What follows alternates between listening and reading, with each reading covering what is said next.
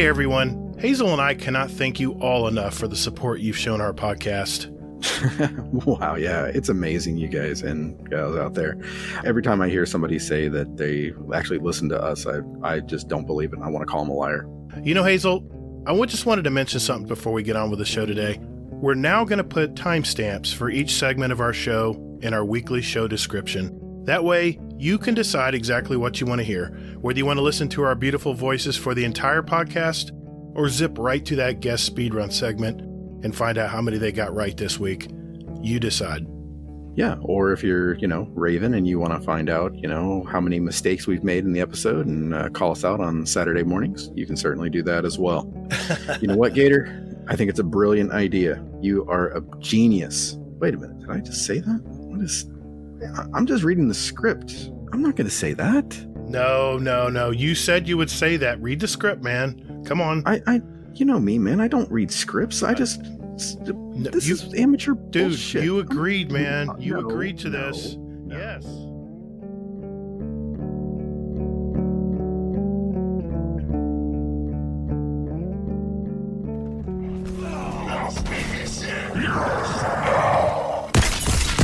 Guardian down.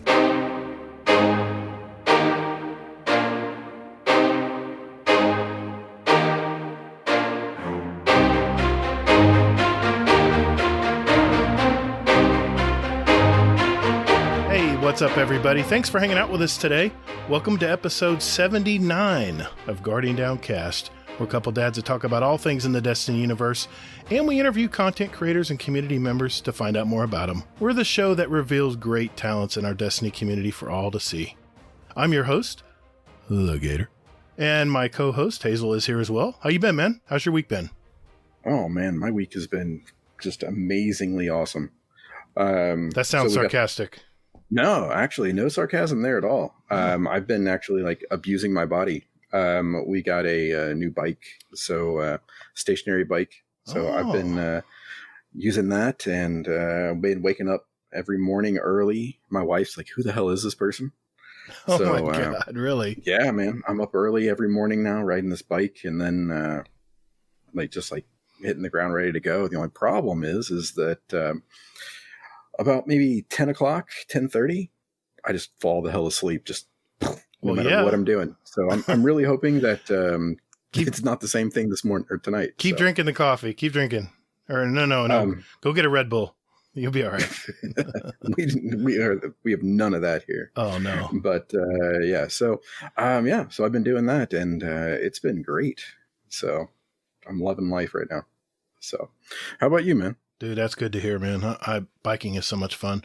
I'm doing good, man. I cannot get my mind around The Crown, man. I'm addicted to this show. I never give two craps about the royal family. This show has just got me all in, man. We just finished another episode tonight, and it's, it's good stuff. The writing is so good on it. My wife's fact-checking everything. Of course, she's on her phone going, this is actually true. They actually did this. I'm like, really? So, anyway, that's my obsession. Yeah, well, hey, real quick for you. How far into Schitt's Creek are you, by the way? I'm on third season. I'm getting there. Third season? Okay, yeah. All right. I've dipped my toes pretty good in it, yeah. Yeah. My wife and I, we're at the final episode now. We've been really stretching this episode out, or stretching the episodes out, just because we don't want it to end, because it's so good. Yeah. Good. I hear you, man. Well, it's a great show. Writing's really good, and it's like I said, you can binge watch a couple episodes pretty quick. But The Crown's got me right now, man. Anyway, and we're almost done. We're we have 2 more episodes left in the current season, and then we'll have to wait. Nice. I hate waiting. Nice. Anyway, all that aside, we have a special guest tonight. He is a longtime Destiny streamer, among other things, which you'll find out about tonight. It's IAMTEEBOT. How you doing tonight, sir?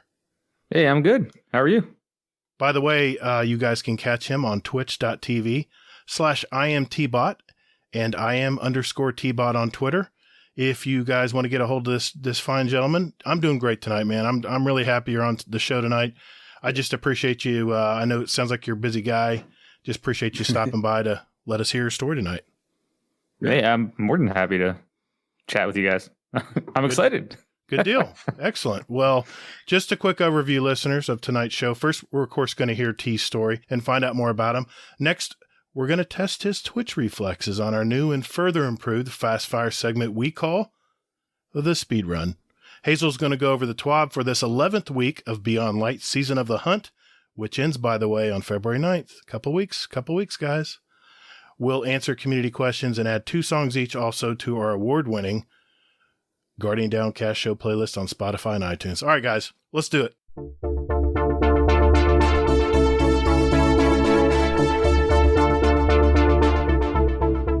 Hey, thanks for listening to Guardian Downcast. You can find us on Twitter at Guardian_D_cast. Or, you can find us on Instagram at Guardian_Down_cast and see what pics our weekly guests want to share with you. Or Hazel, just visit our website at GuardianDowncast.com for all the contact information and where else you want to find us. And you can also play any past episodes you like in any order you like, right from your browser. Don't you or me, man. Anyway, so hey, Guardians, check us out, and later, Guardians. Toddles. Hey, that's my line, man. Hey, T, again, thanks very much for coming on tonight. Let's start out with this. Where are you from? Have any family, kids, anything like that? The normal stuff. All right. Grew up north of Philly and spent most of my childhood there. College, Penn State. Went around, traveled a lot, racing mountain bikes, and then ended up in Colorado. Back in PA, actually around the Baltimore region now. So Nice. Not too far from home, but, Very cool. Very cool. Do you have any kids? Married? Married. 2 fur babies. No human demon child. I know exactly. Running around. I know exactly what you're talking about. All right, cool. Cool deal. That's awesome, man. And you, what do you do to pay the bills? What do you do for a living? Well, that's an interesting question. Typically, I'd be able to answer that quickly, but let's make it short and sweet. So by trade, I'm a civil engineer that focused on stormwater management and stormwater treatment. Okay. But I'm actually working on switching careers and doing other things. Some of the things I've done in the past that I have not done full time. Things like racing my bike, mountain bikes, pedal bikes, that is, and coaching athletes, which is something that I have done part-time before for myself. So I'm looking at options now and maybe joining the gig economy. Very cool, man. Oh, Nice. Well, that sounds really, really fun, man. I mean, I envy anybody trying to change, careers and things like that at the moment. So congratulations and best of luck in that. Thank you. Appreciate that. You're welcome, sir. So, gaming question for you, sir. What is your earliest moment in gaming that you remember, or the one that had a shaping moment for you? The original Contra on NES is probably the first moment I remember being sucked into a game. Good times. In fact, I'll say it's a tie between the original Contra and Double Dragon. Yeah, Double Dragon may have actually sucked me in more, but I believe I played Contra first. And gosh dang it, if it's not still hard as hell to play, it because is. I actually have one of those NESs. Yeah. And man, I cannot get the hang of that. Dude, I still can't get past the third or fourth page on Donkey Kong, man. That game still throws me off. I mean, I've been a lifelong player of that game, so I hear you, man. Contra was one of my first shooters. It was a great loved game. Contra. Great game. Well, let me ask you this: how did you find Destiny? I know I noticed you do a lot of Destiny streaming, among other games too. But how did you initially find out about Destiny? So I found out through a friend that played, and in a roundabout way, I hadn't played a game like Destiny before, so I wasn't a Halo player. I didn't come from any genre of games or whatnot that were remotely close to anything like Destiny. I didn't even play online games. In fact, I'll make this the medium story. in terms of how I found Destiny. We want to hear it, man. So We want to hear it, man. Whatever you want to tell. yeah. So my wife and I, pre-marriage, had a place that we were renting that got broken into, and the people that broke into it stole the PS3 that we had. And I'd been playing games like the original Arkham series games that were on PS3. I think it was maybe just the first one I had, possibly the second one if it came out on PS3. Right. But this was towards the end of the PS3 life. PS4 had just come out, but I really had no desire to get it until my PS3 got stolen. So, yeah, went through a couple PS4s because the first one we got came broken, and got it online, and it doesn't really matter where, but it was a place that also had brick and mortar stores. So I went in, I was like, listen, I don't want to deal with your online because they sent me a broken console. So can I just exchange it here? And they're like, well, typically no. I was like, come on. I was like, this is like gotta work out, right? They're like, well, the only problem is we only have one type and we can't give it to you for the sale price that you bought yours, which is only like $10 cheaper because it wasn't a huge sale. Right. So I was like, I don't care what color it is. I just want a PS4 that works. So, and hopefully I'm not coming off like a jerk. So I'm pretty nice to people at retail stores because I used to work retail. So I'm, I treat them well. But I was, matter of factly, it's like, it doesn't matter to me. What do you got? Well, lo and behold, it was one of the last white PS4s that were that came with Destiny. The Destiny, I'm looking at it right now. It's very far away from me, but it's in the basement, hooked up to the TV. Just watched the very last Clone Wars episode on it. But anyway, back to Destiny. So I got this console, and I was like, I just want to play, Assassin's Creed and Arkham games. I just want to be Batman. Could I just be Batman? God damn it!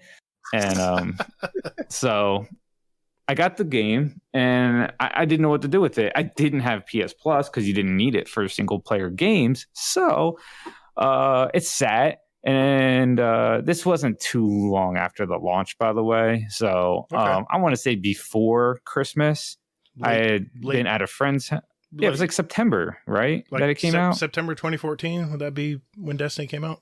Something like that. Probably. Yeah. I think so. Yeah. Okay. Yeah, we'll go with that. Yeah, so around the holidays, talking to a friend, he was like, "Oh, you have Destiny?" I'm like, "I haven't played it." He's like, "You should play it. It's really good." Oh, okay.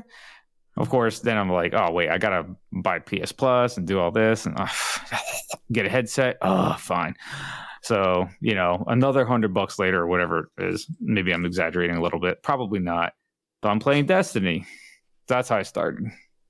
Wow. Nice. You're not the first person that discovered Destiny because they bought it as a bundle or a special. Yeah. I would imagine not. Yeah.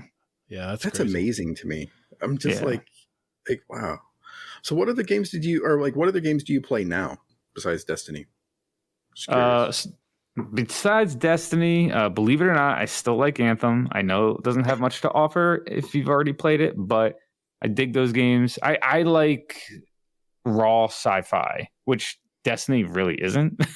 But Anthem is like a raw sci-fi type of story, a little watered down than what I was hoping. But I like games like that. Also like COD. I'm surprisingly into Call of Duty now. But it's not because I love the gameplay, which the PvP is still good. I mean, I hate to admit it, but Call of Duty is probably the best PvP out there.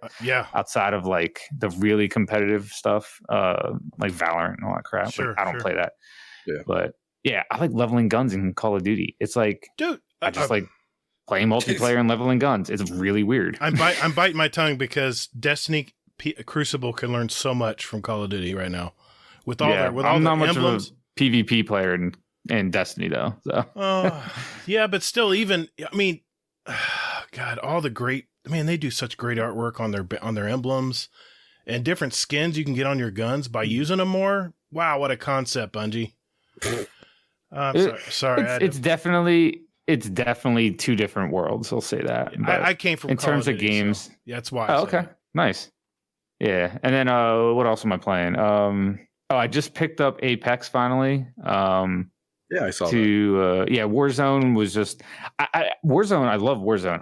I like Warzone more than Apex personally, but Warzone right now they have essentially are introducing like a pay to win type of concept by doing like putting in the Cold War weapons into Warzone and forcing you to basically, I think you have to have Cold War in order to unlock the DMR, the MAC-10, the FAR, and the weapons that are super strong right now, if I'm not mistaken, but I may be wrong there because I haven't checked. But it made me feel that way.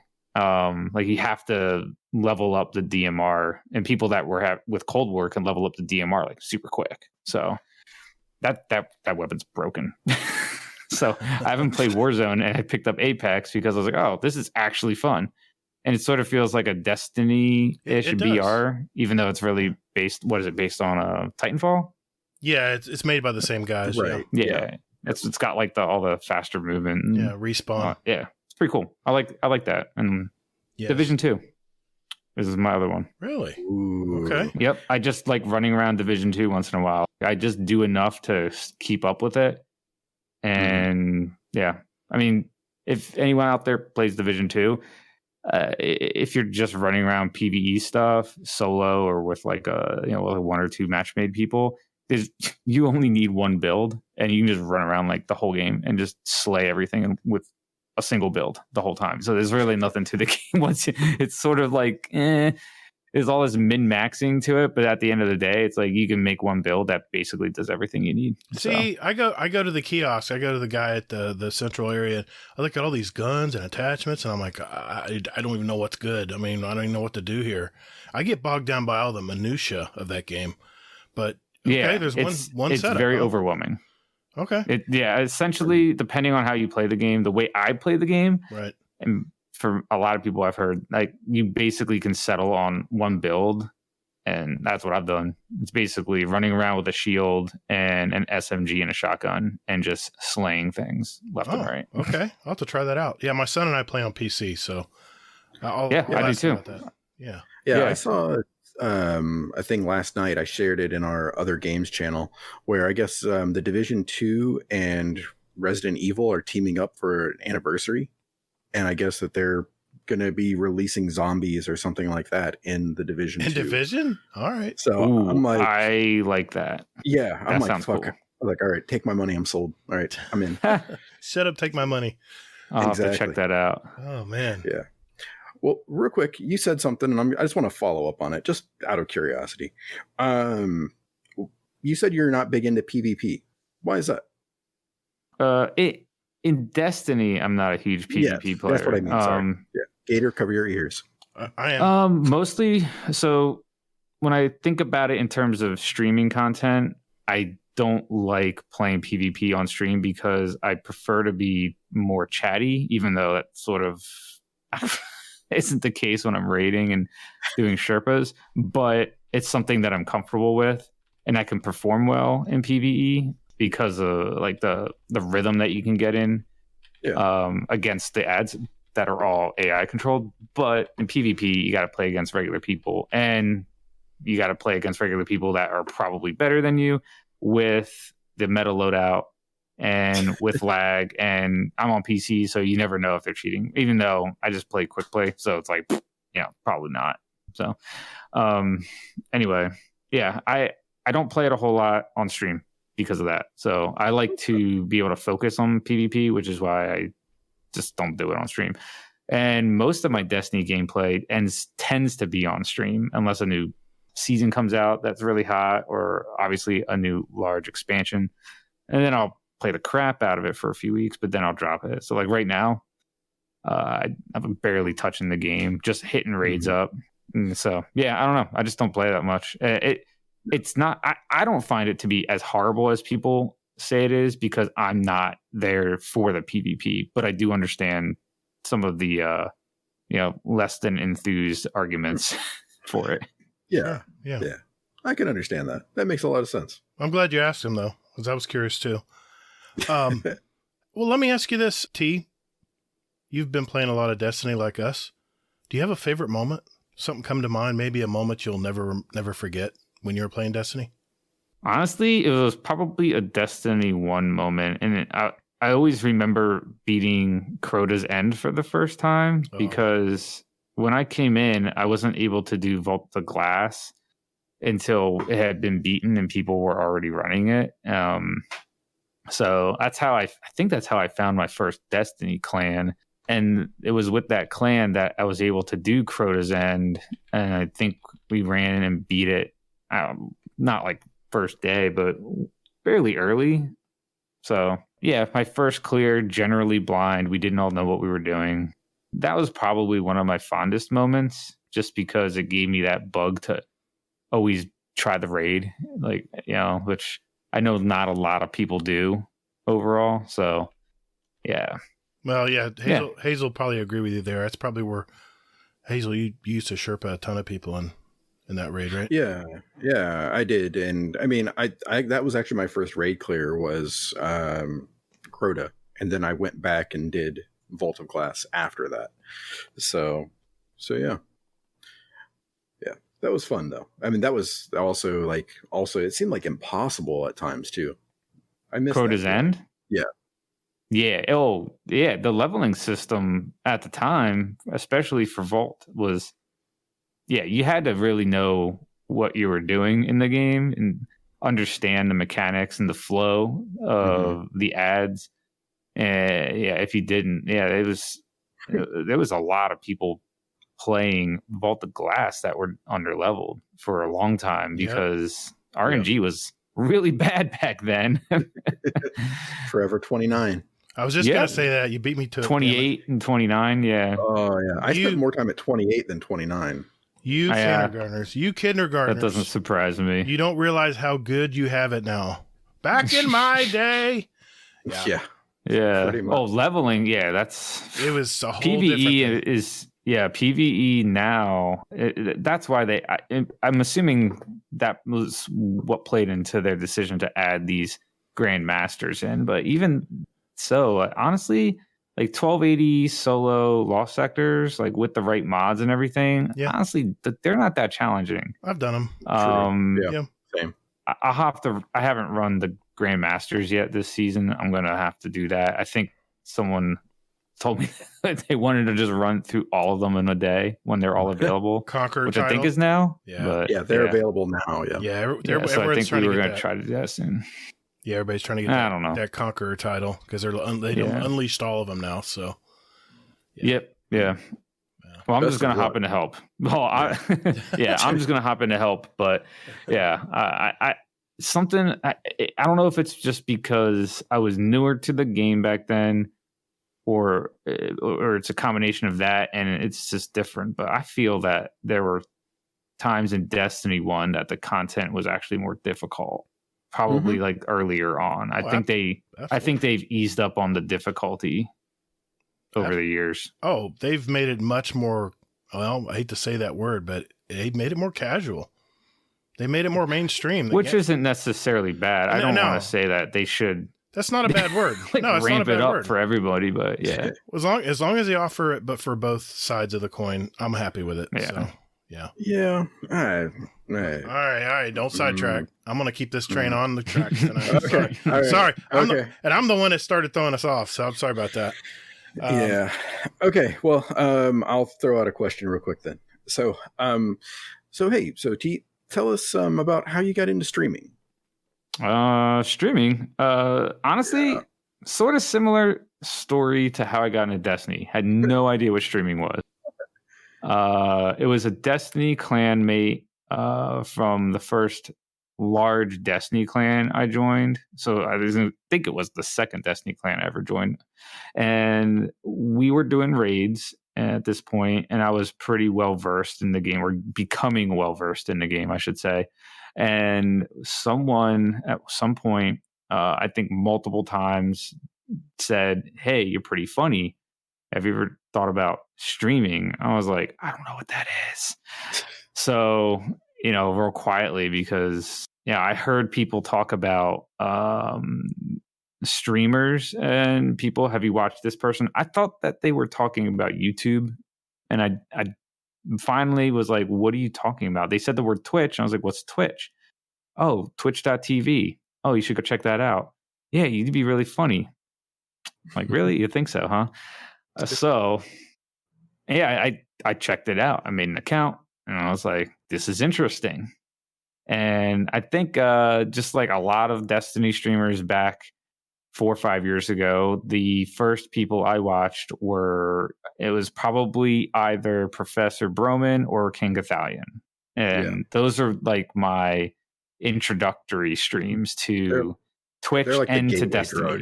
They are for Destiny people, which is why I feel so many Destiny players end up streaming. So, because they have such a great introduction to the community, or at least for the past, up until now. Now there's a lot of great people. So, well, hey, Broman and T-Rex, his brother, they would have a streaming series teaching you everything about streaming.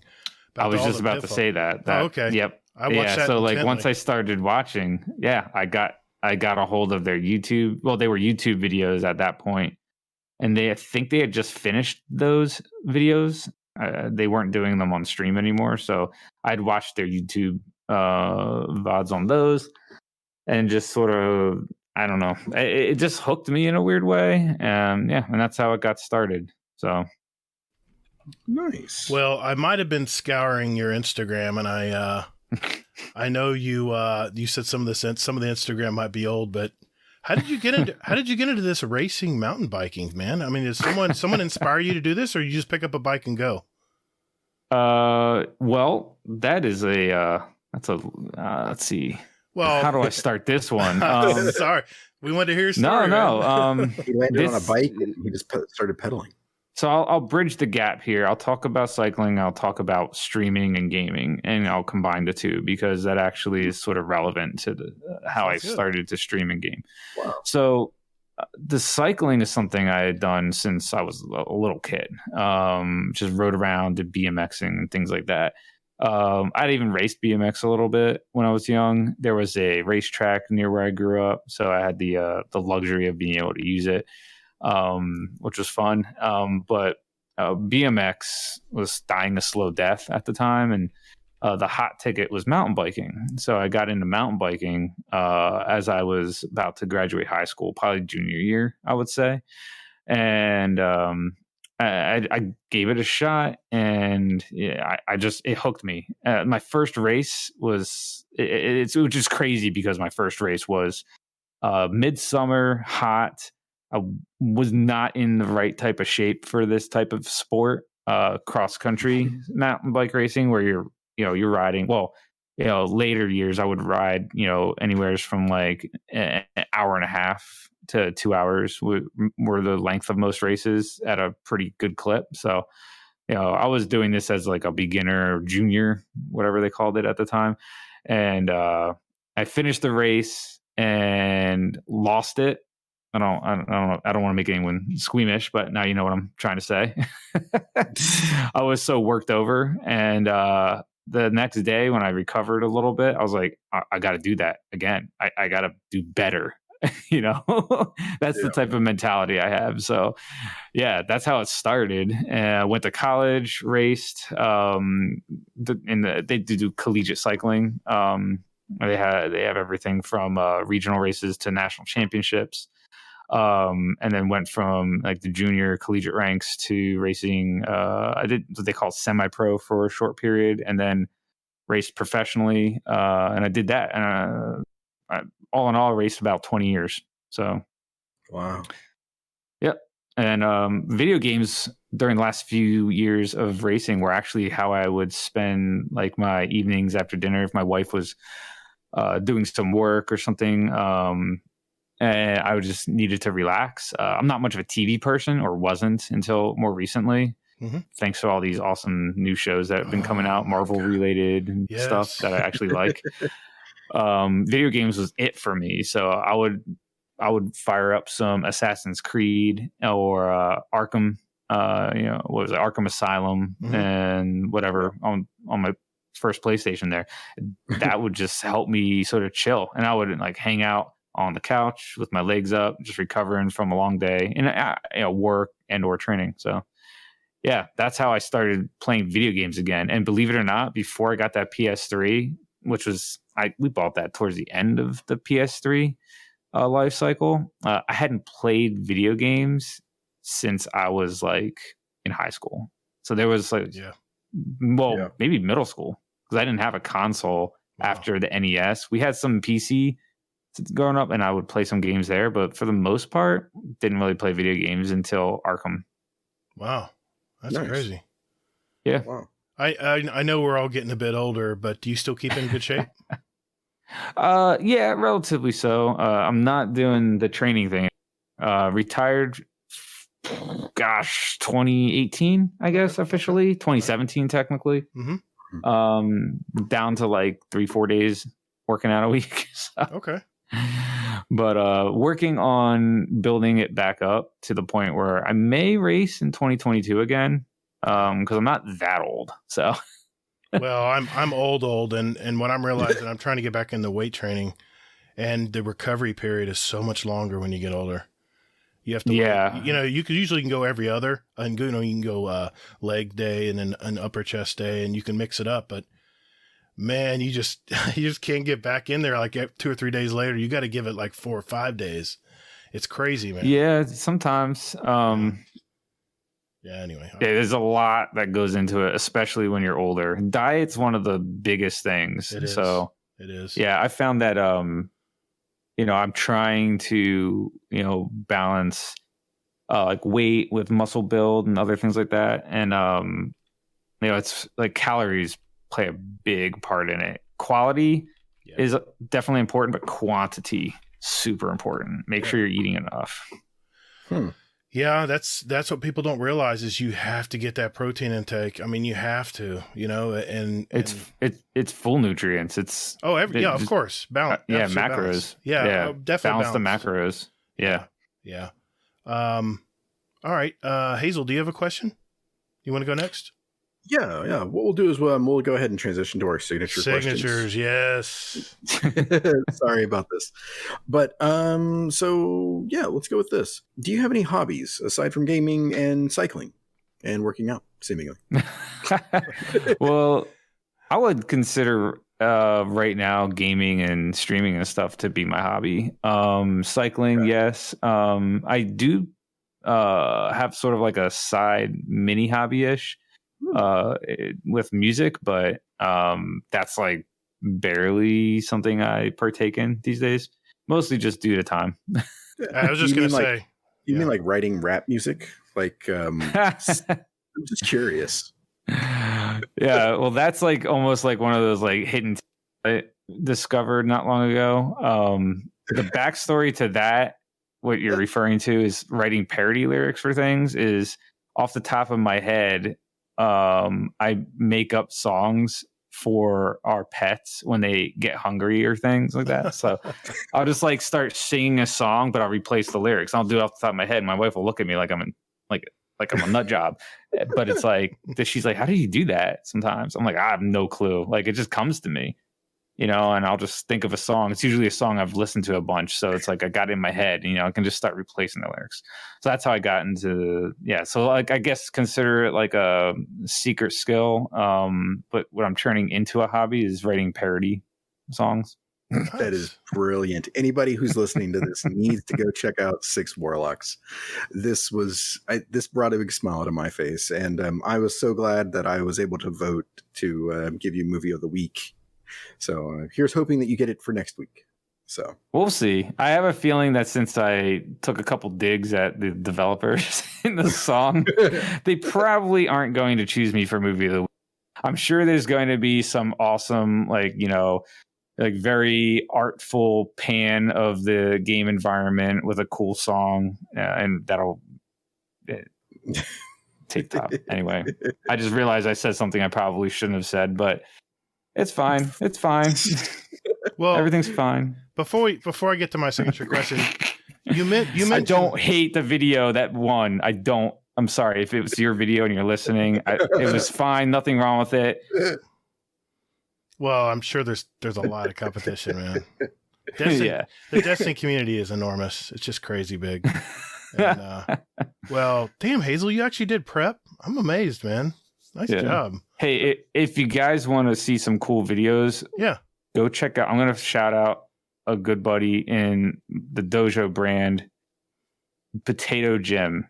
Check his stuff out. Very, very good. Potato Jim. All right, cool. Potato Jim. Well, when we were talking in our pre-show, you said that you used to do podcasting. What's that about? Mm-hmm. Yeah, I got sucked into a podcast that was done by the clan leader of the same Destiny clan that sort of got me into streaming as well. Okay.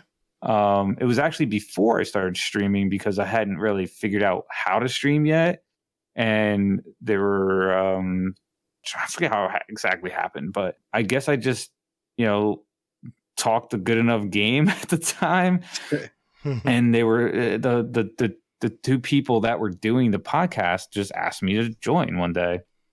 And I was like, oh, okay. I don't know what that means, but it was literally, I'd never before. So, but it wasn't like my first foray into gaming. So, it was just my first foray into speaking about games and talking about them. My first foray was actually, I wrote some video game articles or video game related articles doing some, like news reviews of PS Plus games, like the free PlayStation Plus games. Okay. I did that for a really small publication, which I totally blanking on what it was called because it's not around anymore anyway. So website. It was a website thing. Okay, And that's how I actually started off. Got into the podcast thing, and I did the In Orbit podcast, which was part of the Match Those Buttons network of podcasts, which some people know them because they do a fighting game podcast, which is fairly popular. So yeah, I know them from actually, they did a Division podcast. Oh, yeah. Yep. Yeah, I was on one of the early episodes of that podcast. Really? Just as a guest. Oh, Yeah, they started that after In Orbit, or after I was on In Orbit. Yeah. I listened to that podcast. I didn't know that. It's not, they don't do it anymore, do they? No, back in the day. Yeah, Okay. When that was like a Division 1 podcast. Yeah, when Division was big, though. I mean, because at the time I was playing Battlefield. And I was like, what is this Division about? And I said, well, I need to get some podcasts that talk about Division. There are not a lot out there. No, and, they were really popular, and they really knew that game really well. Yeah, they did. Yeah, I played it with them when it launched a little bit. I'll be damned. Sitrep what was ratio. that? Sitrep. There you go. Sitrep That's Luke. it. Sitrep. Yeah. Rob? Was there a Rob Luke? I'm starting to blank, but I think it was a Mike as well. I'm too old exactly. for that shit. Yeah, I can't remember that stuff. Yeah, I had them and Bombshell Jackets. And, wow. Yeah, when like Division 2 came out, because I was like, all right, I'm all in on this, and I was like, I don't know anything about it, so I started listening to podcasts, and those were the two that I went to. Yeah, they were good. They are. I say were since they don't do the show anymore, but but they were very entertaining though. They had an impression on me, that's for sure. Yeah, they were great podcast. Well, okay, let's get back to the signature questions here, Hazel. IAMTEEBOT, I need to ask, what's up behind the gamer tag? Oh gosh, so that's something that actually I mentioned before the show started. That is actually in the works of changing. So I might as well mention that here. That if you're listening to the show, you may be listening to the voice of someone that goes by a different name, but IAMTEEBOT is a variant of my original PlayStation gamer tag, and the TEEBOT portion of it is actually based on a nickname for my wife and our dog that we had, who is no longer around, but God, really? Her name was Teely, and TEEBOT was one of her many nicknames, and we called her TEEBOT because she was a frisbee catching robot dog. Wow. So that was her thing. She loved it. She would never stop. So I took it and made it my gamer tag. And then when I started streaming, just, honestly, because I didn't have any other ideas for what I wanted to do with streaming, and I was just doing it for fun, wasn't thinking of it in terms of business plan, branding, and things like that. I was just like, you know what? I'll just clean it up, take away the numbers, and I called myself IAMTEEBOT. Yeah, I jumped in your stream and saw some of your past streams. Man, your overlays and your theme is so cool. I love it. It is. Thank you. It's very computer-esque. I just love it, man. It's like ones and zeros. I'm like, yes, I like this. So, Yeah. it looks very good. You can thank Riding Jackal for that. He's the one that did that stuff. We had a lot more in the works, but with the rebrand and what I want to do with content in general, right? Unfortunately, it will be getting retired for a much simpler overlay to start the rebrand. But well, I was going to ask Riding Jackal did a fantastic job with that stuff. He's done stuff for I think he does stuff for the DDU also, I think. He probably does. He's very popular in the Destiny community. I think he's been playing Destiny for a while. Sure. He's when I think of there's a lot of talented artists that do branding now. Oh yeah, that I can think of. But TWAB, if anyone's been around the Destiny streaming community for a while, they should know the name TWAB. And he's done the branding for some really, really big channels and brands within the community. Right. I think he does the GCX stuff. Very nice. He does Lupo. I'm pretty sure he does Lupo, Gathalion, Broman, sure, and all those big names, along with a bunch of ones that aren't Destiny related now. Right. So, yeah, he's probably right up there with TWAB in terms of what he can do for a streaming brand, a content creator brand. Yeah, so I was pretty stoked. And it touches on my sci-fi love, which is just one of those like nerd loves, Yeah. That's awesome. Yeah, I mean, your overlays are fantastic. And Riding Jackal does some amazing things. Yeah. Hazel, get on that. We need help. Get on that. All right. Well, no, I know you were going to ask another question, Hazel, but did you want to mention your new branding while we got you here, or did you want it to be a surprise? You know what? If I had it more figured out right now, I'd probably say something. It's not out of fear. It's just out of lack of preparation. I totally understand. I would be the same way. So I just wanted to give you the option to. Yeah. Yeah, I appreciate it. Yeah. Okay. All right. Sorry, Hazel. Go ahead. No, it's a great question. All right, sir. So do you have a motto or mantra that you live by, or a couple of them? So nothing concrete, or I don't really do a catchphrase, but when I try to think about how I want to live my life, I always think about balance. And it sounds a little cliche. I think a lot of people try to use the word, but I really try to live the word. So balance, it's just a word, but I do take it seriously, and that's how I try to live.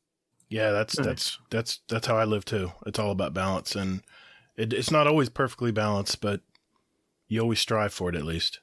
Yeah. All right, I'll close it out here, Hazel. It's my It's my favorite question in all of the interviews I've done. T, what's the one thing about you that no one knows? When I say no one, I mean the gaming community. Maybe some little thing that maybe a little nugget that maybe no one knows about you.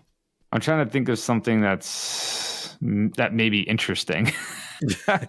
Well, believe me, come up with something random. The range of answers we get on this question, it's why I leave it in here, because we've had stuff that's very serious. We've had stuff that's very, just off the cuff. Doesn't matter, man. Whatever you want. I appear stingy with my time.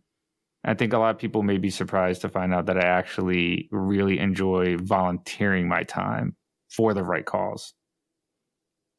Nice. I noticed you have a background helping out with mental health too. I noticed. Mm-hmm. With the Guardians of Mental Health and some of the other guys over there. Mm-hmm. And, that probably ties into that. Okay.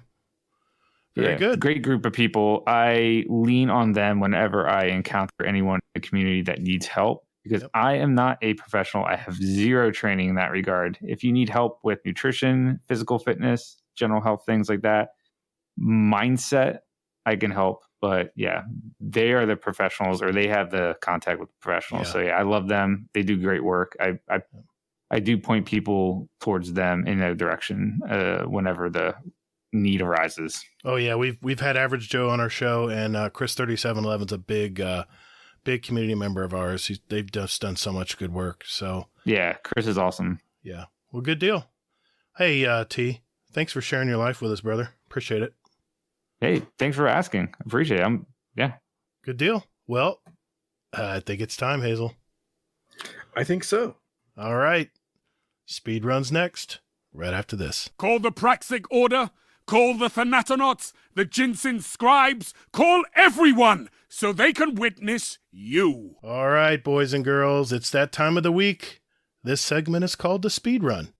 This is where we have a database of over 250 randomly asked questions, and T here is going to have 90 seconds to answer as many as he can. These are short 1 or 2 word answers, and at the end of the year, the guest with the most answered will win a cool prize and title of 2021 Speedrun Champion.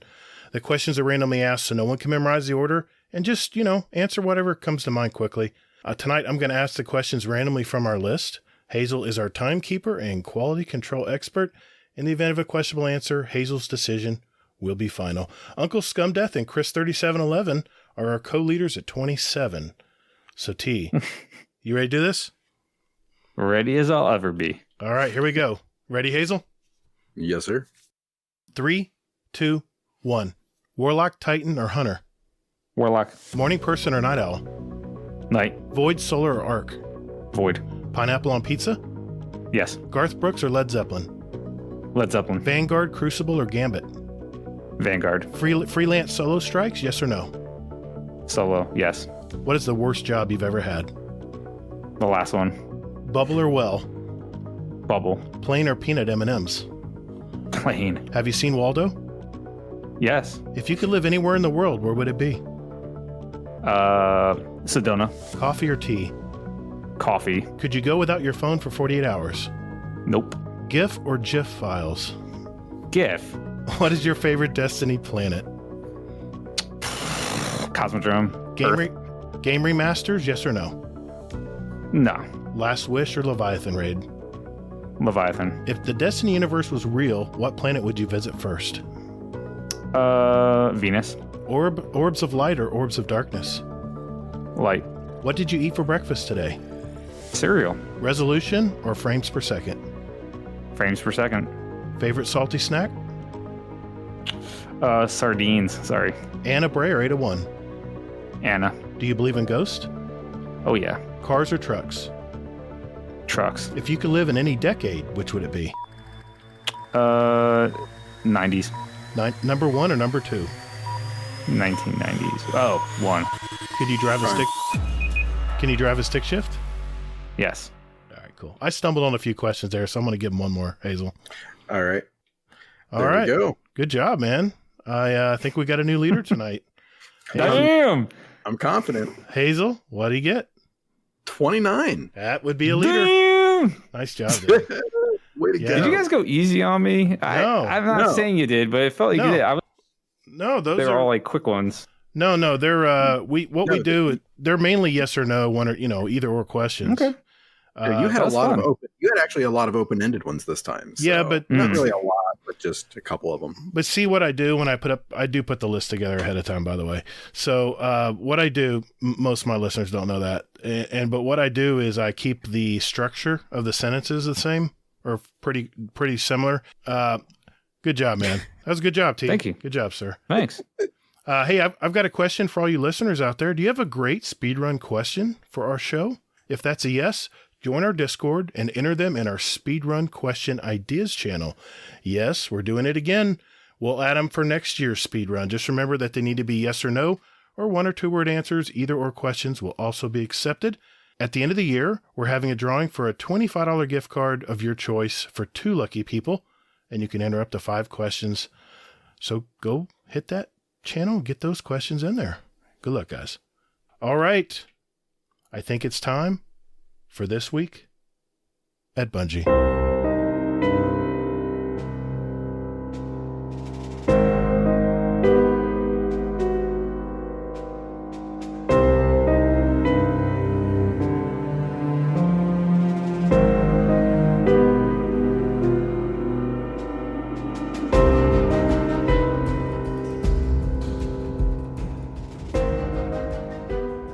All right.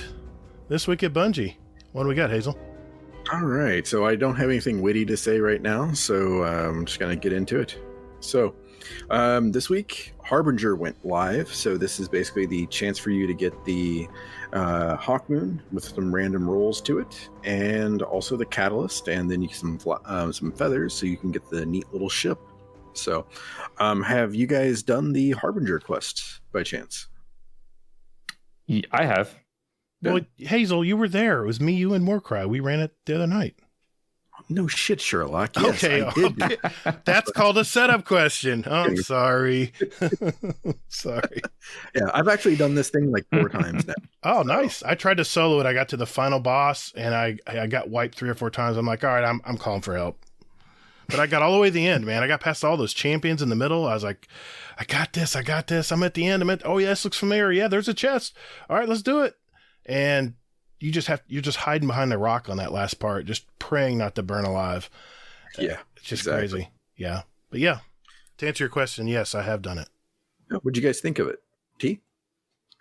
I liked it. It felt like a cool little blast from the past a little bit. Again, I mean, we haven't gone through that area too often, but yeah, it was neat. I don't know, and it's like. I felt like it was lacking a little bit in terms of like mechanics and difficulty and stuff, but I considering it's for repeatable rolls of Hawkmoon, I guess making it any harder would just probably cause some community uproar. So was there something, I don't know if it was in the TWAB or somewhere else, maybe a hint at there may be like a hard mode version of it or something like that. No, I know there's there's maybe I'm just hoping. Of course, the day I did it, there was chaff and then empath. I'm like, thanks for nothing. I have enhanced radar, but guess what? Chaff's on, so I have no radar, and there were no clues telling you where to go. And then, of course, I heard that the voice lines were bugged; they weren't coming up when they were supposed to. So I'm like, where the hell? I would spend 10 minutes like, where the hell? Oh, that looks like a spot I can go in. Nope, I can't get in that crevice. Yeah, I loved it, man. Especially the part I love the most is when you go in between the 2 buildings and you're looking up. You're like, damn, there's a vegetation right there. It's like this. I'm like really outside, but I'm inside. It was so beautiful. I thought they did a great job on the little hidden areas. Yeah. Oh, like that little laptop with the chair. That actually, when I see that, I'm like, oh, what is that? Please be something secret later. Yeah. Yeah, exactly. Yeah, Kato, myself, and Mick Awesome, we all were running through this blind. We had no idea what we were doing. We didn't watch any videos or anything like this, although I'm sure Mick Awesome did at one point because he actually started leading the way. But yeah, I mean, we were going through like the beginning of it, trying to figure out like where the hell do we go, like. And then I found this little crack, and I was like, hey, I think we go through here because where that laptop was. And I was just like, I think we go through here after we like spent like 5 minutes wandering around in this little alleyway. And I found this little crack, and sure enough, that's where we went. And then all of a sudden it was like, okay, no, now where do we go? It's like all we see is the dam.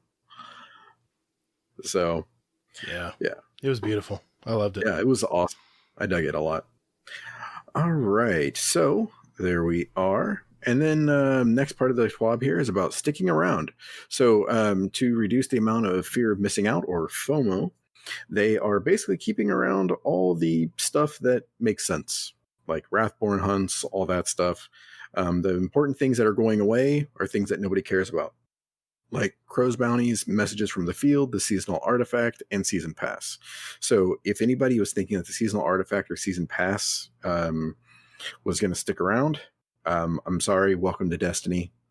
This must be your first season. So, yeah. And then nobody cared about the Crow's Bounties because all they gave was XP, besides Gator. All right. Give me my bounties. Oh, Jesus God. So, after that, Umbral Engrams are back, and pretty much they're going to be the same thing that they were last year or last season, where basically you can get them from, I believe, every activity. They listed every activity that they're going to be available in, and I'm trying to think. I was looking at this all day yesterday and today, trying to figure out where the hell they're, what the hell's not going to give them. I was just going to say that. Where are they not going to drop them? But then they said underneath it that they're going to drop anywhere in the game. I'm like, why don't you exactly. Why don't you just say they're going to drop everywhere? you know? Right, exactly. I didn't even know nightmare hunts were still a thing, actually. Actually, some clanmates were doing some the other day. I'm pretty sure trying to get, I guess, something done for a title. Neat. Okay, yeah. Well, hey, more power to them. Yeah, so I learned something this week in the TWAB that nightmare hunts are still a thing. So if they are, feel free to go and do them. Just so you know, for anybody who doesn't know what umbral engrams were, basically they were like sort of like pared down versions of the loot table, basically, of what you could get. And then what they could do is you can focus them even more using the prismatic lens. So like last year, I think that like, what was it? Like tier 1 was just like you could get armor or a weapon, I believe. And then there was a third one that was for something else that I don't know, I never used. And then you got the prismatic lens, which let you specify if you wanted the sword or a pulse rifle or like a couple of other things, basically. So yeah, you could specify like what you wanted to try to get. And then also there was the last part of that was the last tier was you could specify about getting the, what was it, Gator, the like the masterworked armor, I want to say, or the focused armor. You could focus on, like, if you wanted something with high intellect, you could focus it. And the problem was, though, even with, it was like a 10 plus stat. It wasn't anything impressive. I was like, you know how many times I tried to get high intellect gear and it'd be like 13 instead of 3. Come on, man. But they say it's going to be what, at least plus 16. Did I see that somewhere, or was that last week's TWAB? That was last week's TWAB. When you do the pits, like the high end stuff, the high tier stuff. Right. Okay. Sorry. Yep. Yeah. Sorry. There. But anybody who played last season will remember the love and the warm feeling that we all had in our chest when our vaults, or not vaults, but mailboxes were full of umbral engrams that we just couldn't hold anymore. And then we were like, you Bungie. But they're fixing that. So I love how they say here, while it was fun to watch umbral engrams rain down on players in Season 11, the drop rates were higher than expected, and so we are rebalancing the drop rate. So I appreciate that. All right. Then, after that... Wait a minute. Can I just say something here? Yeah. This I was confused by this. When I heard about umbral engrams, I'm thinking... Bungie's in panic mode right now. The hell are you talking about? Umbral Engram? Why don't they bring back something new for the new season coming up? When I heard bring back something new, that's a soundbite. When I heard Umbral Engrams, I'm like, that was season 11. We're on season 13 now. Why on earth are we bringing back these things? And I'm thinking, okay, Bungie went and said, listen, the house is on fire. People want gear. They want more stuff. What are we gonna do? Well, we could bring back the Umbral Engrams and the recaster. All right, let's yeah. That sounds good. Let's do that. It sounds like a Hail Mary to me. I don't know. Oh man. You don't think that? No, I think Umbral Engrams were a hit. I think everybody loved it, being able to focus the amount of shit that we could specify and go like, hey, I want this over that.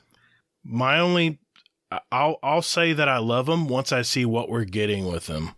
If it's crap that we already have, then why? Why do we care? Well, but the other side of it, though, is that, you also get, this is going to be around for the next 3 seasons. Oh, and they're going to increase the pages, I heard. Yeah, that's right. Yeah, exactly. So you can get something from this season in like the 3rd season. So if you're new to the game or you miss something or something like that, okay, then you can go back and you can pick it up later. That and makes it's sense. going to be at the same, my hunch is that it's going to be at the same power that it's at for that season. So you can't get something in this season at 3 seasons from now it's power. Right. It's still going to be capped at the previous power. Okay.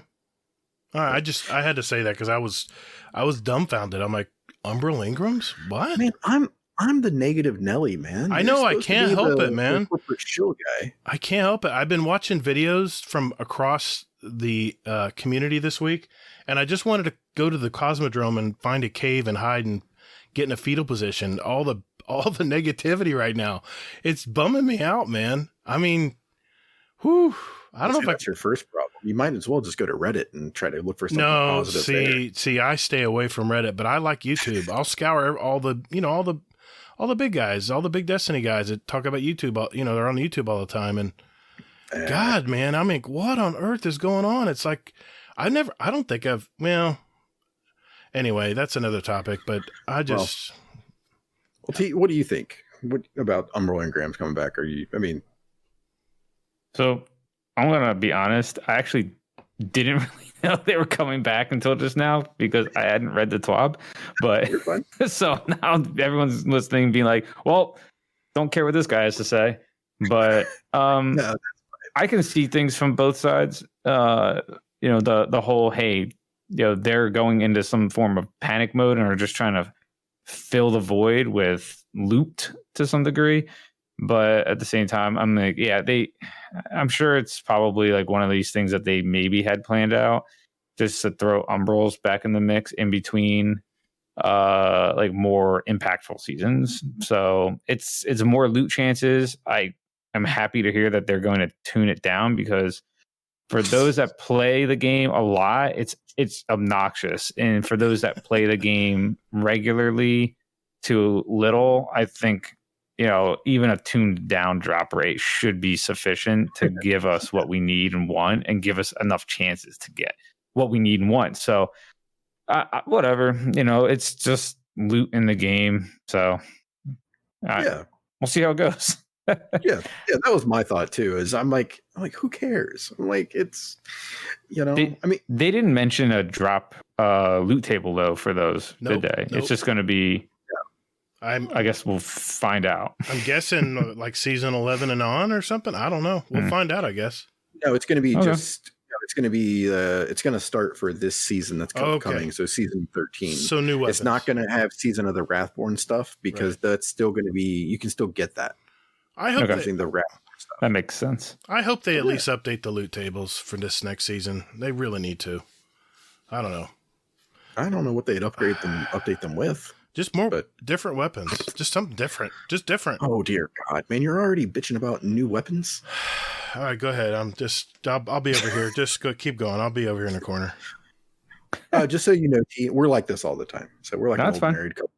All right. So now for something that I really could care less about, or couldn't care less about, titles, Gilded Age.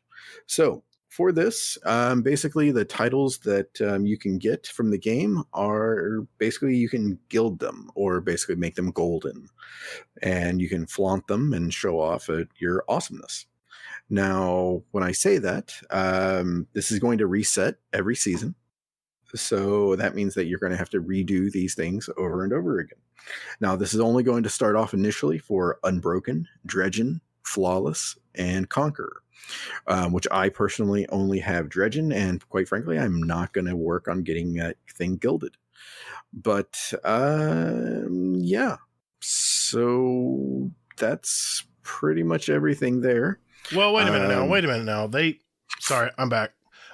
They said you'd get some kind of emblem, some kind of moniker or something up above it that will stay from season to season. But the fact that the color of the title and it'll be changed. That'll go away every season. I'm not happy about that. And once I earn it, I should earn it, right? Maybe give me an option. It's gonna tell you like how many times to borrow a COD term here, how many times you prestiged. Basically, it's going to tell you how many times. It's going to have like a little moniker above it, like a little dot, and it's going to say like, you know, you're awesome this many times. All right, that kind of thing. I might do Dredgen. We'll see.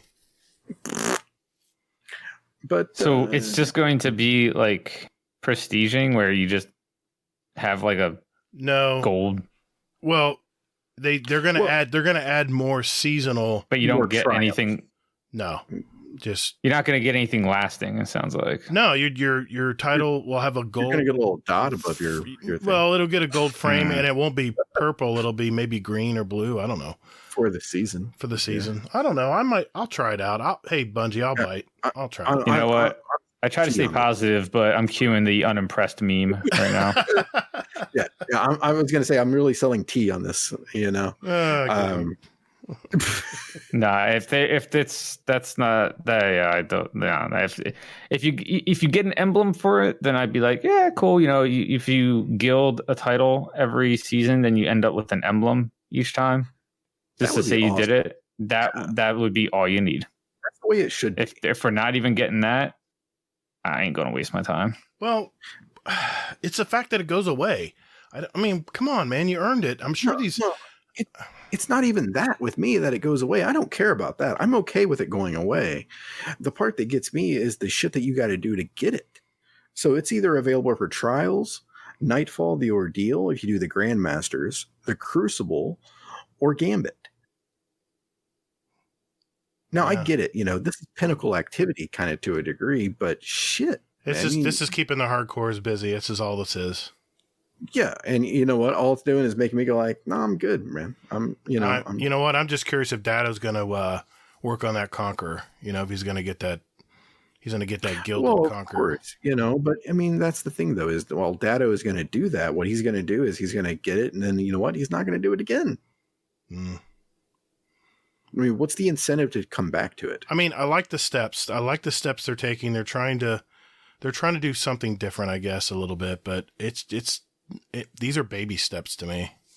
Well, I mean, this is, I mean, I think season 13 actually is going to be pretty robust besides what we're hearing about here. Okay. But, I mean, Bungie is seeking feedback. So yes, please give feedback on this.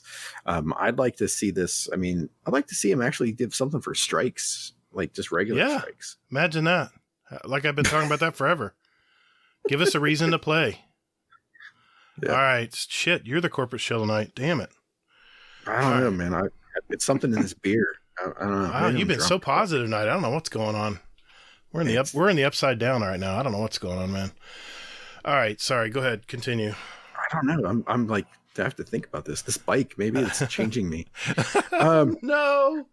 All right. So, Guardian giveaways is next. So, they are doing a giveaway where you can get some string lights, which are engrams. You can get a signed copy of Beyond Light. You can get a nice little water bottle and a mask.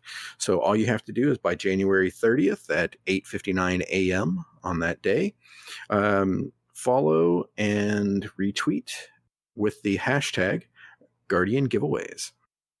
And you can be 18 or older. Sorry to anybody who's under. Skull.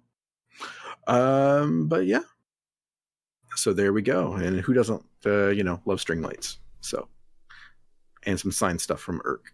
They look good. Yeah. And then, aside from that, there's some shit that's broken. Fun fact, where'd it go? I saw here the Birds of a Feather Triumph is not unlocking for players who complete the Harbinger activity.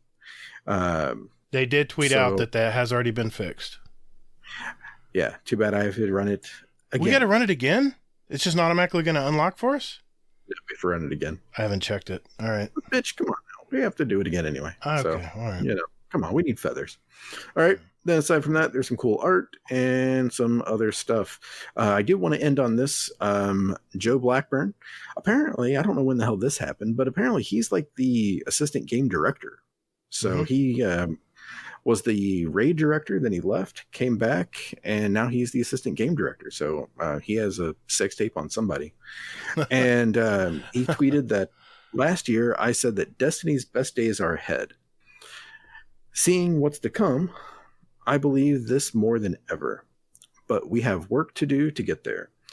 2021 is going to be a little different for Destiny, taking some time to validate our plans, but expect a state of the game of 2021 next season. So that's going to be season 13. We're going to be getting a state of the game.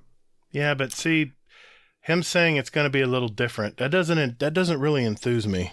That doesn't give me any confidence in this year. I don't know what is a little different supposed to mean. I think we're already seeing that. Like I said before, that basically that season 12, just to be brutally honest, seems a little light with the Wrathborn stuff. Yeah, I think that pretty much everybody would have rioted if that would have been a season all by itself. So I'm thinking that what they did is they tucked season 12 in with season, or Beyond Light, just to give us a bunch of stuff to do. And then season 13 is actually where they focused all the effort with the season stuff. Okay. My attitude is I'm giving Bungie a pass for this season. Because I figured, man, you gave them a pass last season. Last year. No. This is the first season of Beyond Light.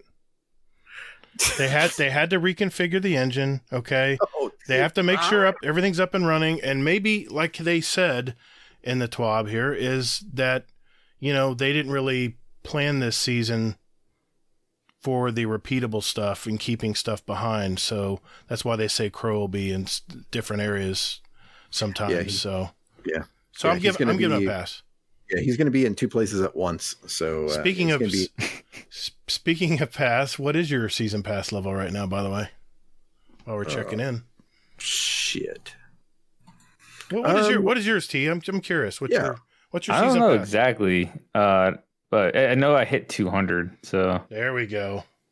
So not too low, but not like crazy. I've seen I swear I saw like a 500. Oh, they're out there running around. I was just like, what? Come on, man. How do you get the 5?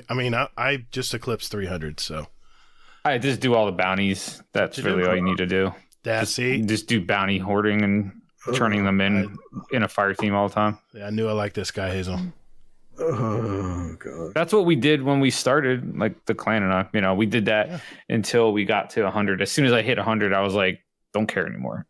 Yeah, and that they really need to put something behind the 100. Like just like when we killed ourselves in Call of Duty to prestige because we wanted that next emblem, right? We wanted that next badass emblem so people knew that we were on the 3rd prestige. There's nothing after the season pass. What an Ingram from Eververse. Do you even get that? Yeah, every five levels. That's every 5. Yeah, yeah, okay. I guess I didn't even. I don't even think about it. Yeah, I knew I was dropping them, but every 5 does. Yeah, register. That's what it is. Yeah. Well, all right. Well, all right. I am at 136. So, and that's without bounty hoarding. Okay, that's not bad. Not bad. It's over 100, so I don't really care. That's a new for you because there's been some seasons you haven't even hit 100.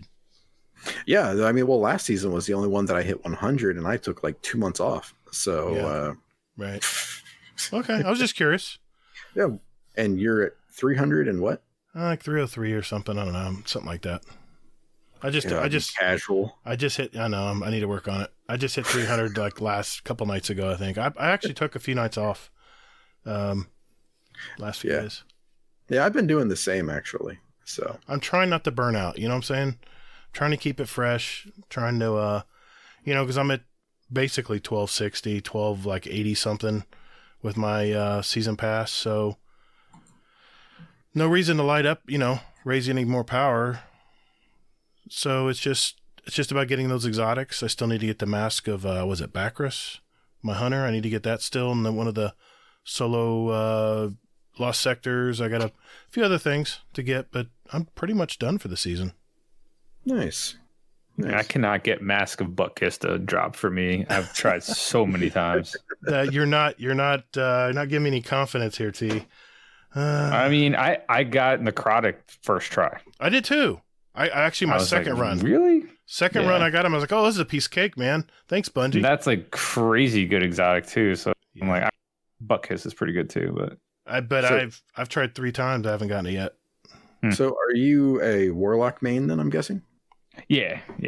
I don't hate on any of the other classes, but I definitely play Warlock the most, especially doing raid helps. It really helps to have a Warlock. Titan, pretty good, but Warlock just has a little more utility since you don't need to have a bubble around you to protect people.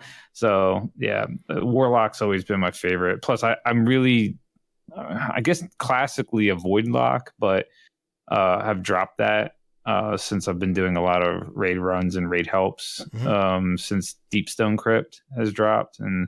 But when I'm not raiding, right now I'll switch to into PvP modes. I'll be switching to Stasis and of course and then otherwise Void Lock. Yeah, love Void Walker. Man. You're just sweet talking Gator right now. That's all you're doing. Music to my ears, brother. Music to my ears. Yeah. I've been a Void Destiny Walker 1. hunter.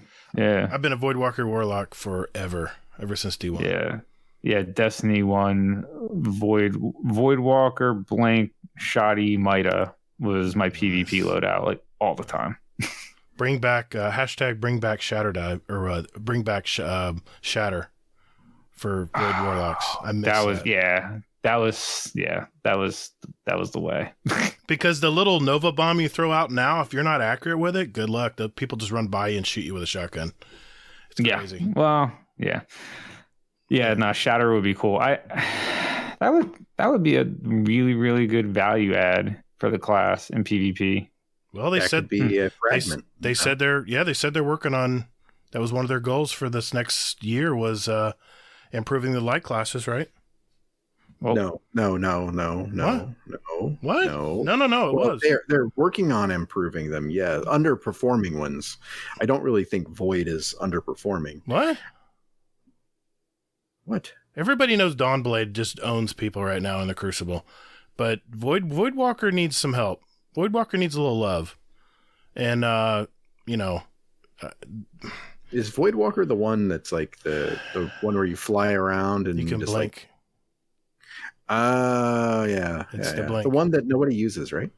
They nerfed the middle tree Voidwalker in the ground. Yeah. I just blanked on what it's called, but yeah, the one where you turn into a void bomb and float around. Used to be crazy strong, and now it's still good if you know how to use it, but I never got the hang of it. So there's only two classes in Voidwalker. There's top tree and bottom tree. That's all there is in Voidwalker class. The middle one we don't talk about. It's just personally, if I do switch to something, and I've done this a lot more recently. Again, but I had been using Chaos Reach in comp, and that's my favorite for super sweaty stuff because I can shut down supers easily. But yeah. I've got a nice Chaos Reach build, and of the Arc class, that's the only one I use, and it's great in Gambit to melt bosses too. So yeah, that's true. It's and of course if you have one of the stasis dudes coming at you, you just hop up high and shoot him down. Yes, nice. Yeah. Or a truth rocket, both will work. Anyway. Mm-hmm.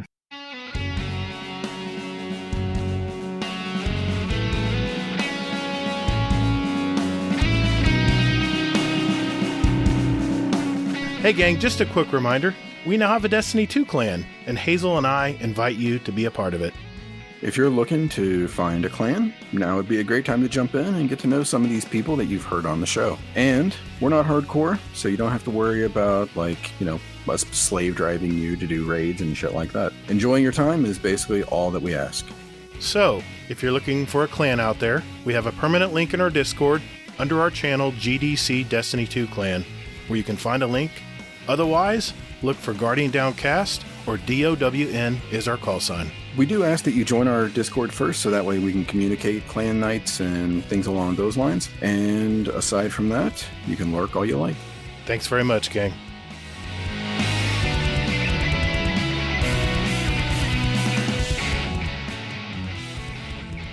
That was all from the TWAB. I was actually going to throw out a question. We'll go for it. Yeah. So Gorilla Golf threw out a question, and I decided to, let's make that our kind of like a topic that we're going to talk about here. Mm-hmm. Is that, do you guys think that Destiny 2's community will ever be satisfied? Is it an impossible battle?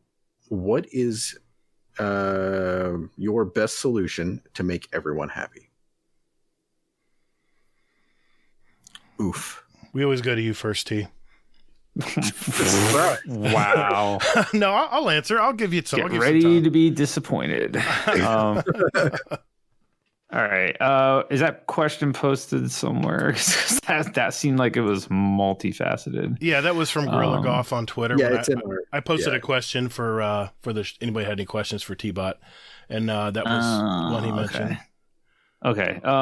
So the first part was, will the Destiny community ever be satisfied? That was it, correct?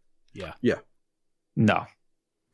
That's easy. That's a pretty easy answer. Yeah. Yeah, pretty easy answer. Nope. No, it's a relatively large community of people that have different opinions. It's just never going to happen. So,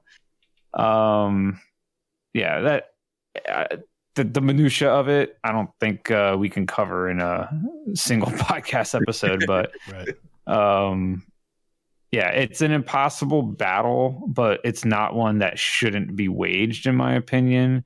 And that's what makes people like Deej and DMG so valuable, because they actually do a pretty damn good job of bringing the community back around when things get rough. And they've done it time and time again now, and we're still here. So, Yep. I think that answers the first two questions as good as I can answer them for now. Sure. The last one, what is my best solution to make everyone happy? I mean, there's been some comments like the one you mentioned from the assistant game director. Joe Blackburn. Yeah, Joe Blackburn mentioned something in terms of they will be doing a state of the game during next season, which I assume will happen early in the season. Probably. Yeah. If they are indeed changing the game and making listening to us and taking the game in a direction that is hopefully sustainable for the future, I mean, this is a time that I don't personally want to dive into any ideas I have on solutions. We're probably on another precipice if that's the case. If someone like the assistant game director is going to tweet stuff out like that, I assume that they have some big news and big plans to reveal that will hopefully, wet our whistles a bit. So I personally am going to hold back from talking about any large ideas that I may have, because I'd like to see what they have in store and then go from there. But I have little ideas. I'm good at the little ideas. No, that's a good point, man. I never thought of it that way. They might have something they're just biting their tongue to hold. Yeah, we're in a drought. Like it happens. It happens regularly. It's cyclical with the game. It's essentially it is a live game. I shouldn't say essentially. It is a live game. Yeah. And this is what happens with a lot of other live games. Yes, obviously there are better examples of games that maybe balance their lulls better. Like I was talking to someone last week about this, and I said, just the way I feel Bungie is with this game, it's there's a lot of games that don't do it nearly as good as Bungie, but the games that do it better, it's like it feels like their peaks and valleys are closer to each other. So if you have that like middle line and you see like the peaks and valleys, think of like a sine wave type of graph where the graph is like just like a up and down, up and down, up and down. Yeah. Nice smooth curve. It's like a lot of games that do it better. Like some people say WoW does it better. Like the peaks and valleys aren't as deep and tall, or sometimes they're tall, but they never dip down super low. And that's controversial. I don't play WoW, so I'm just, I'm going by what some people have told me, and they may have their heads up their asses. So Sure. Don't hold me to that one. Destiny just seems like, you have these big peaks and then it like drops down dramatically, like real far down. And people are like, no, it seems like they always climb back up, but yeah, it's like, it's one hell of a roller coaster being a Destiny player. Yeah. I'm a little older, so I personally, I don't really hold it to Bungie too hard when we get into these droughts, because I don't know, maybe I'm just not as serious a gamer as some people would think I would be, but I don't know. I'm actually having trouble sort of putting my thoughts into words right now on it, but yeah, There's other games to play. Destiny's, I mean, I forget who used to say it, but back in Destiny 1, it wasn't Deej. Honestly, it may have been Luke Smith. Years ago, he used to say like, "Hey, go play other games" or something like that. I remember that. I think Deej said that. Yeah, it could have been Deej. Like, yeah, it's like they don't necessarily. It's not like it's going to hurt their feelings if you go to play another game for a couple weeks because you just blasted through all of the content in the first 2 weeks of a season. Yeah. I think he said that when he was talking about like the friend game, I believe. Yeah, maybe. Yeah. Something like that. Yeah. No, well, that was good. Yeah. What do you think, Gator? Oh, I've been thinking about this all day today. Like I said, I kind of scoured YouTube and all the videos that have been out, just kind of getting a position where everybody is now. And honestly, of course, they're never going to satisfy everybody because you have too many different kinds of players and it's a live game. So you have to kind of spread the wealth, so to speak. So that's how you take care of that problem. But you know what I think? Bungie needs to ditch the sunsetting deal. They need to just let it go. You know how you sunset guns? You come up with better and more beautiful guns and ones that sound cool. That's how you sunset your older guns. That pulse rifle that's on the new pulse rifle that Varix is throwing out. I love that gun. Sounds good, feels good, looks different. Doesn't look like my other pulse rifles out there, so I use it a lot. That's how you sunset weapons. The problem is I think by Bungie sunsetting weapons, I feel like I'm renting weapons now. I feel like anytime I get a good roll on a gun, I'm like, okay, how long do I have to use this in high level content? Okay. Well, I'll throw it in the vault anyway, right? I just think this is what's taking the motivation from a lot of players right now. Because what's the use to go farm other than exotics? And if they sunset exotics, that's the other shoe to drop. I know they've mentioned that they're thinking about doing that. Bungie, please don't do that. I mean, you remember the year in Destiny 1 where you had to re-earn all the exotics? Remember that shit? Yeah. I don't know why I did it, but I did it. But there was a lot of ill will because of that. And I really don't want to do that again, Bungie. Please don't do that. But I think I'm going to be honest with you. I jumped on one of my alt accounts today. I wanted to see what it was like for someone that maybe hasn't played in a while, come back and see what they're facing. And it was depressing, man. I looked over my guns from season 11, which is the last time I used this account. And half the guns, I was like, well, they're pretty much good for the next season. And then I'm going to have to start looking for more guns. And there were a lot of cool guns that I really wanted to use. So Bungie, just give it up.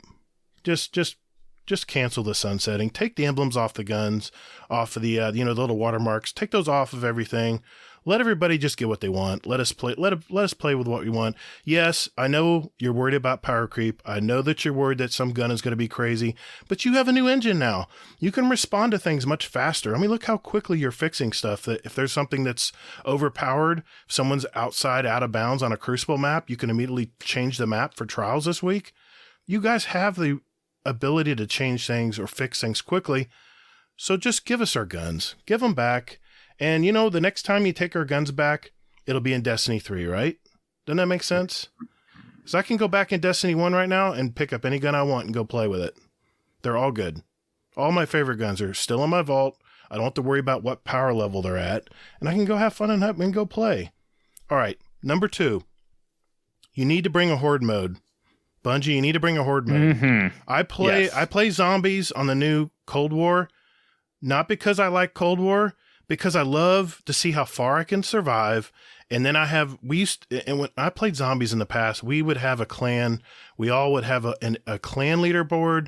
We would all have a leaderboard for all our friends, and then a general leaderboard, which you could never go by because you had so many hackers out there that would, manipulate everything. But I had a few friends every week. We would go on the same map and we would try to beat each other's record every week. Bungie needs to bring that back. They need to bring a little competitive nature to it. And because if you look at our Charlemagne bot that we use in our Destiny stats channel in our Discord, you can pop up anything and see who ranks where on power level, on how many kills with this gun, et cetera, et cetera, et cetera. So Bungie, you need to bring a horde mode back. You need to bring a horde, not back, but you need to bring one.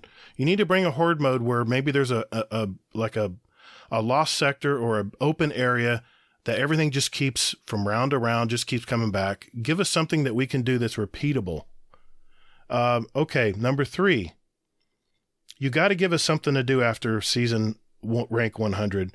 You need to put either a prestige, an emblem, or something once we get past 100 levels on our season pass, because I can tell you right now, I'm looking around the community, there's a lot of people that have already flipped over 100. You need to give us a reason to keep ranking up the season pass bar. That's easy, Bungie. That's so easy. You can throw materials. You can throw you can get your art staff on a couple different emblems. We love that stuff. We want to show that stuff off. The last thing, they're coming out with a new like a mini season pass bar for Gambit and Crucible, and they have a lot of materials and a lot of currency that they have in there. We need to put something else in there. We need to put something else in there that we're more motivated to play with. I love that they're putting a season pass bar in these actual events, in these actual areas of the at the tower. I love that they're doing that. It's a great step. And I even mentioned this back several shows ago that they need a season pass bar for these activities. Otherwise, there's no reason to play them. I get my 3 Gambit matches done. I get my Pinnacle, and there's no reason for me to play anymore. So, yeah, I think that's enough talking for me. That was my input on it. What about you, Hazel? Are you guys asleep? No, I'm not. No, I'm just like seething with rage right now. Hazel's punching a pillow right now. That's why you were muted. Okay. Well, why are you so mad, Hazel? Why are you mad, bro? Why are you mad, bro? All right. Okay. Sunsetting is fine. All right. Sunsetting is only done to get rid of Rampage and Kill Clip. Sorry. There it is. That's it. All right. So, that's the reason why they're doing it. I'm okay with it. You know why? Because I get to use other shit. Regarding your one character that, you haven't played with in forever, that's on you, bruh. No, a reason I was simulating someone who's maybe hasn't played and is coming back to Destiny. But here's the thing, though, is that you're going to get new weapons. You're going to get that new pulse rifle that you like so well. You're going to get other stuff that you can play with and that you can do, top tier content with. But Hazel, all that good stuff. I want to use my bygones. I don't want to use the new pulse rifle. I want my bygones. I can only rank it up to 1060 and then it's useless. Tough shit. I want to use my Twilight Garrison from D1, but no, that's not an equal comparison. Come on, man. I would say it is. They might still bring that back. You never know. I mean, the stasis Titans right now, it's pretty much like the Twilight Garrison anyway. So yeah. All right. So anyway, I just had to address that and there is no new damn engine. So, all right. So will the community ever be satisfied? Probably not. Is it an impossible battle? Seemingly, yeah. The best solution to make everyone happy is bring back D1. Yeah. I say that half joking, half not. You mean like I said that they're going to bring back all the weapons and armor from Destiny 1? No, I mean bring back the strikes, bring back all the, all the numbers from D1 where basically, right. Like how we talked in the beginning about how it was more difficult, things like that. Okay. Bring that shit back. And then aside from that, though, one thing that we talked about in our Discord here was about fixing trials, quote unquote. And everybody, this was even on Reddit. And Reddit was saying, all people want is loot. Just give us loot. That's going to solve everything. I'll be honest. For anybody that cares, I could give a shit less about loot. It's a looter shooter, dude. I don't care about loot. You know what I care about? Your ass, my ass, and Warcry going, hey, let's go flawless and see if we have a chance at doing it. That's what I want. All right. I don't give a shit about loot. I want to go flawless. Wouldn't you like to go flawless without being carried? Wouldn't you like to be in the same loot pool or the same player base as people not like, True Vanguard, Fallout? Wouldn't you like to be in the same player base that is you? Yeah. Yeah. What a thought, right? No, you make good points. What people want, I don't think people give a shit about loot. I mean, loot is cool, yes, but people want to go flawless. That's the reason why they play the damn game, because they want to beat on other people that are the same level as them to see if they're better than them. That's the point of trials to me. Well, you want to improve, I would assume. I mean, I'm sure there's a lot of people that just want to get loot those are the people that probably don't fit that mindset. But Yeah, I would say that a lot of people want to do it. Yeah, and essentially play players that are around the same skill level as them in order to hone, get better, and then you start, every time you improve, you essentially just keep playing better and better players until eventually maybe you are playing, like the top tiered. But yeah, well, that's I sort of feel you. Yeah, I mean but that's the thing though, is that my big fix for trials is something quick and easy. It's basically like once you prestige, or once you, not I say prestige, but once you like go flawless once, then to me you should be taken out of the player base for people who haven't gone flawless that week. I agree. Then you should play just people that are flawless. And the more, like, maybe it's like the first time you go flawless, you're taken out of the pool. The third time you're flawless, you get moved up a level. The fifth time you get moved up a level.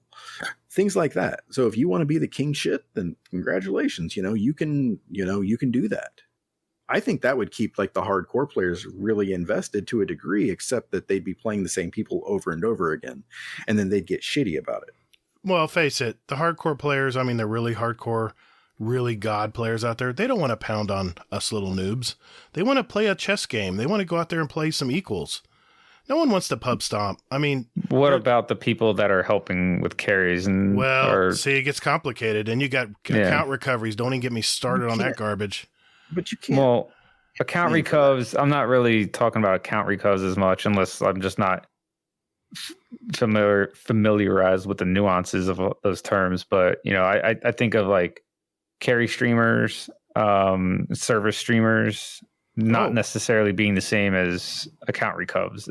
Are we on the same page, or yeah? am I No. I totally love the service streamers. I love the streamers that are bringing someone in the trials who's never gone flawless and really has never really played a lot of it and kind of showing them the ropes. But the players are in the game. They have to pull their weight. They have to learn by doing. Account recoveries are like, hey, give me your password. I'll play your account for you, and you'll have that brand new shiny weapon on Monday. That's account recovs, and I'm got my opinions on that. But so what if this then? What if, I mean, the other fix to that then for the service streamers, which are angels from heaven in my eyes. What if they are like anointed by Bungie with a certain emblem where basically it lets them go ahead and like they have it for like other things already. If you've noticed, like in Braytech, they say like how many carries you have. Charlotte, I don't know how the hell they figure that. Bungie has raid emblems for that, for raid Sherpas. Yeah, I've got one of them. So it's like, why don't they do that for trials? And then they can say like, hey, if this person has this many trials, like carries, then they can go ahead and they can dip back down into that pool. Yeah. I mean, it's up to them to figure this shit out. I mean, I'm just a guy, sitting here just shooting shit and that kind of thing, trying to solve it so my ass can go flawless and not have to worry about fucking playing true Vanguard. And getting sniped from this is the feedback you're gonna get though on that, dude. It's in-game material. It's in-game Crucible. I'm just saying. Yeah. You casualify it, and you're gonna piss people off that love to play just for the hard-hitting aspects of it. But it's not casualizing it. I mean, to me, that's. Oh man. I mean, we can go down a rabbit hole with this topic. Yeah, I think you may be onto something, but there would have to be a lot of refinement. Well, it may screw over a lot of people that are doing good work for the community. There would have to be more player base too, and right now there's no player base to even support. Exactly. What was it like? Someone in my clan mentioned that across all platforms it was 30,000. Does that sound right, or is it more than that? No, it's about right. I think 100,000 is probably a high across all platforms. Maybe. I can't remember. Yeah, it seemed low. That's for sure. 30,000 of 1 million daily players. That's a very low percentage. Are we still at 1 million daily? PvE, we hit that pretty regularly. PvP, no, absolutely not. PvP is struggling right now, but yeah. I mean, generally, they said 100,000 total on all platforms, so they must have. Yeah. Where whatever website has that, they must have. It was 30,000 played on PC. Oh, does Light.gg do that? Okay. Yeah. I was curious. So 10% basically. 10% of the 30,000 played Trials on PC this weekend. That's what they're saying. 800 people played Trials on Stadia. 100,000 total on all platforms. I'm cranking up the Stadia. I know a couple people that are starting to play Trials on Stadia because they say that it's actually sort of fun. I might do that. I have Stadia. I've got the free. Yeah, we have a couple people that play Stadia. Yeah, Red Solo Cup. Yep, exactly. Yep. So, all right. Well, that's all I had. All right. Yeah. So, anything else you guys want to talk about real quick? T? I'm good. Okay. I'm just happy to be here. All right. Hey, well, cool deal. All right. Well, then I guess next it is time for our community questions. We'll be doing that right after this.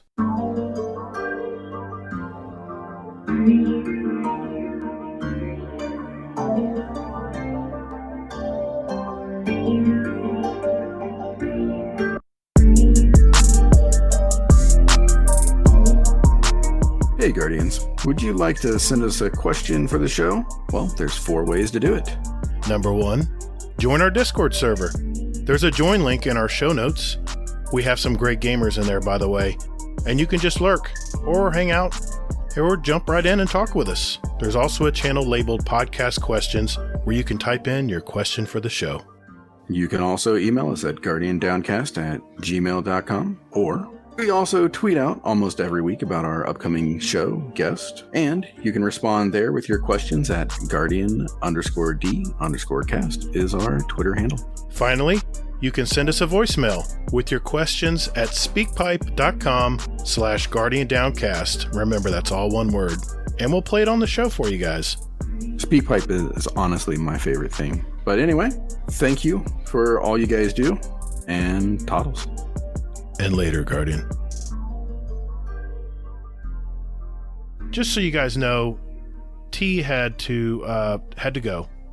He had something early he had to get up for, and you know how me and Hazel we like to talk a bit, and so we really wanted to thank T for coming out tonight. And so if you don't hear him in some parts of our show, that's why, is because he was on borrowed time coming to us. So all right, gang. It's that part of the show. This is where we get our questions from our community. And we have one from a familiar voice here on our SpeakPipe. So let's play that one first, Hazel. Let's do it. Here we go. Hey, Scumdev here. Question for the show. Last night, me and the missus were arguing that she thinks that she's a good singer. But when she sings, it sounds like a bag of cats being drowned. And she thinks she's a better singer than me. But in my comedy punk band, my side project that we do, I sing in this band. And in 2010, we entered the Battle of the Bands in Plymouth, and we came second. So technically, 11 years ago, I was the second best singer in Plymouth. So I think that's sort of an award. So I think that I'm a better singer than my missus. Fact. So my question is, can you sing better than your partner? I can't wait to hear your answers. Goodbye. God, he is a class act, man. I love that guy. Oh man. Well, I'll pose that question to you first, Hazel. Oh, don't worry. I'm gonna dig myself in a grave anyway. It doesn't matter. Well, I mean, I think it depends on the song, because my wife was in choir and things like that for years, and so yeah. I mean, for the most part, she's an amazing singer. But I think depending on the song, I think I can take her. So okay, yeah. All right, good Yep. answer. Good good diplomatic answer. Yeah, I need something diplomatic. I hear you, brother. I can whistle much better than my wife. I can whistle in tune. I got whistling chops from my from my grandma, my granny, and she could sing with vibrato and everything, and I can do it too. Or whistle with vibrato and everything. So yeah, I love to whistle, and it's always entertainment. But now when it comes to singing, I don't have a good singing voice. But here's the thing: my wife and I we came from band, and we know pitch, we know tempo, we know how to read music, all that stuff. I'm sorry, baby, she can't sing. She tries to whistle, and it's pretty much in tune. It's like a little sharp, but I can sing in tune, but no one wants to hear my voice singing. So we both are not good singers, but I think I'm a little bit better than her because I can at least keep it in tune. And I think, I don't know. I've never heard her sing really much. She whistles. Anyway, good question, Splenda. All right. Why don't you pick one out of there, Hazel? What we got next? All right. Well, I can't whistle to save my life, so. All right. Good to know. All right. So, question from Mosh and Mac. Dudes, what is your favorite board game? Up to now, mine is Doom from 2016 and Scythe from 2019. Love the show, my dudes. Everybody knows mine. It's Dark Tower. That's the game I grew up on in the 80s. It was a great game. I even put I think I posted a picture of it in our, I think it was in our other games. I don't know. It's somewhere in there. But that's my favorite board game. What about you, Hazel? I've never really got into board games too much. But I would probably have to say Monopoly. You can't go wrong with Monopoly. It's just a good game. It's a well-designed game.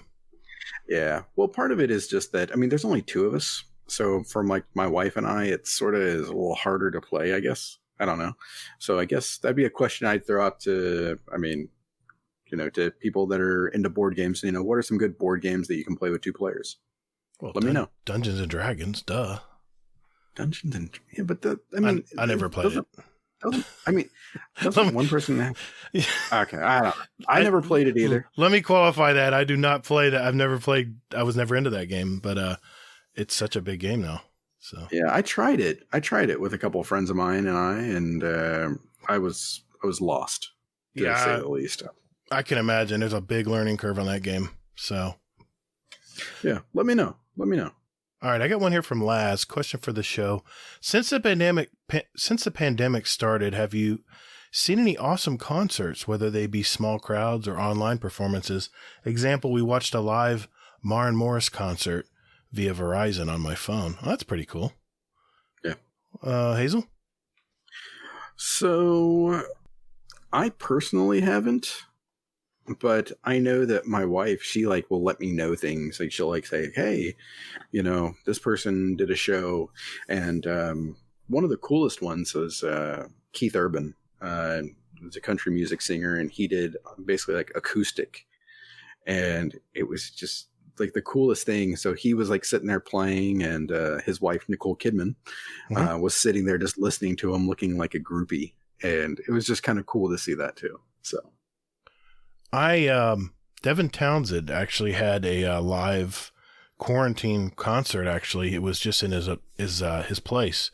He had lights and all kinds of sound system, and he played guitar and sung solo. But I guess he had a drum machine or something in the back, but it sounded pretty good. Guy's still got chops, man. He's almost 50, and he's just got chops. Guy can really sing. He just has an amazing voice. But I wanted to turn you guys on to. I just ran across this. It is on YouTube. I wanted to mention Foo Fighters has an NIVA emergency relief fund going on right now. It's a fundraiser, and they're playing one of their documentaries, one of my favorite music documentaries of all times. And it is it's based on Skin and Bones is the name of the documentary. And I'm telling you, if you ever want to really get an inside look of Foo Fighters, this is a fantastic. It's 2 hours long. It's like watching a movie. So check it out. I'll post it in our music and TV video portion of our Discord. Nice. It's really good, man. You got to listen to it. It's a lot of acoustic stuff, which is really awesome because they're all so talented. I think it's your turn. All right. Question from a new member. His name is Golden God. I believe it's a him. Question for the show. What's your favorite Elder Scrolls game, and why is it Skyrim? He actually has a tattoo too. Yeah, you showed it. Yeah, of the Skyrim dragon, the Imperial dragon. Yeah, it looked good. That was awesome. Yeah. Gator. Skyrim's the only ones I played, so that's the only one I played. I play Destiny. That's what I play. Destiny. That's what I play. Sorry, that's not a really cool answer, but I did play Skyrim though. It's a good game. No, I did before Destiny came out. Wow, that was amazing. That was riveting content right there. So, for myself, I started actually with Oblivion for about 20 minutes, and I got out of the dungeon that you start with, and then I saw a note that said I had to go to a town. No idea where in the hell the town was. So I just started traveling, and and that was pretty much as far as I got. I got lost. I got beaten and robbed and killed, and started over a couple times, and then I just said enough of it, and then I played Skyrim, and it wasn't even my choice in playing Skyrim. A friend of mine had it, so there was nothing for me to lose there. So I was just like, all right, I'll try it. And then I played it, and I sunk probably a couple of 100 hours into that. So cool. I loved Skyrim. It's on VR now too. I might. Jesus! It's going to be out. Like they're going to redo it again too. Why not? Fantastic. Yeah. Yeah, because they need to. Because nobody's ever played Skyrim. Yeah. Exactly. All right, I got one in from Not Arf. Question for the show. What's your favorite in-game lore? Hazel? You've been reading some lore lately. You got any favorites? I have been. Not really a favorite, but the one that really stuck out to me was actually from the Mask of Bacchus. Really? Yeah. I'm not going to read it because I want you to read it because it's let's just say that it'll stick with you. Really? Okay. Yeah. I don't have one yet. Yeah. Well, sorry then. You don't sound sorry. Oh, I can work on it. Okay. Maybe next week. Yeah. Next week. But yeah, it will stick with you. Yeah. Okay. To say the least. What about you? I keep going back to the Book of Sorrows. I've read I've on the third lore book, the blue one right now, and it's talking about a lot of Clovis Bray stuff, which is interesting, but nothing is more interesting than how Oryx and Savathun and Zivarath, that story, how they came from nothing into gods. I mean, it's just an amazing story. Best writing I think I've ever heard from Destiny writers. I mean, it's just the descriptions and everything. I mean, I read that lore book twice. That's the very first lore book, by the way. I read that lore book twice. It was so good. So, I think Green-Eyed Music Lover, I think she talked about a lot of, I think she took a passage out of the Book of Sorrows when she was a guest on our show. I think so, yeah. I love it so much. But Not Arf, what's your favorite lore? That's what I want to know. Ooh, turn it back around. Maybe you can talk to us about that sometime. Well, I'm just saying. Hint, hint, wink, wink, nudge, nudge. Good question. All right, Hazel. All right. So, question from a person named RNG Gator. Question for the show. What's he want? Asking for a friend. Oh, what was that, sir? Nothing. How do you handle being tagged in multiple Discord servers and can't do anything about it? Yeah, I might have gotten multiple tagged. Funny, I got to tell you the story. How many times were you tagged? How many times? I had 34. I had 34, I think. I wear an Apple Watch when I'm out working, and I was talking to a client, and it buzzed. I'm like, okay, Discord, okay, yeah, I'll look at it later. Then a second later, it buzzed again. I'm trying to talk to my client, and it keeps buzzing. It keeps buzzing and buzzing, and finally, I just cover it and say, okay, mute, because I can't take this right now. And it was touching. I have to be honest. I came across like I was like, what's everybody want? But I was very touched that everybody did that everybody gave a crap, to even think about me during the day. So, and then of course, Hazel puts in like a from channel to channel. He puts in like a hidden message. I was touched. It was pretty cool. So yeah, that's what RNG Gate is referring to. So yeah, That's awesome. he got me by surprise. I was like, what the hell is going on with my watch? Yeah. It was great. Yeah. Kingsley started that. So. Did he really? Thank you, Kingsley. I'll keep that in mind for later. Good old Kingsley. Oh yeah, good old Kingsley.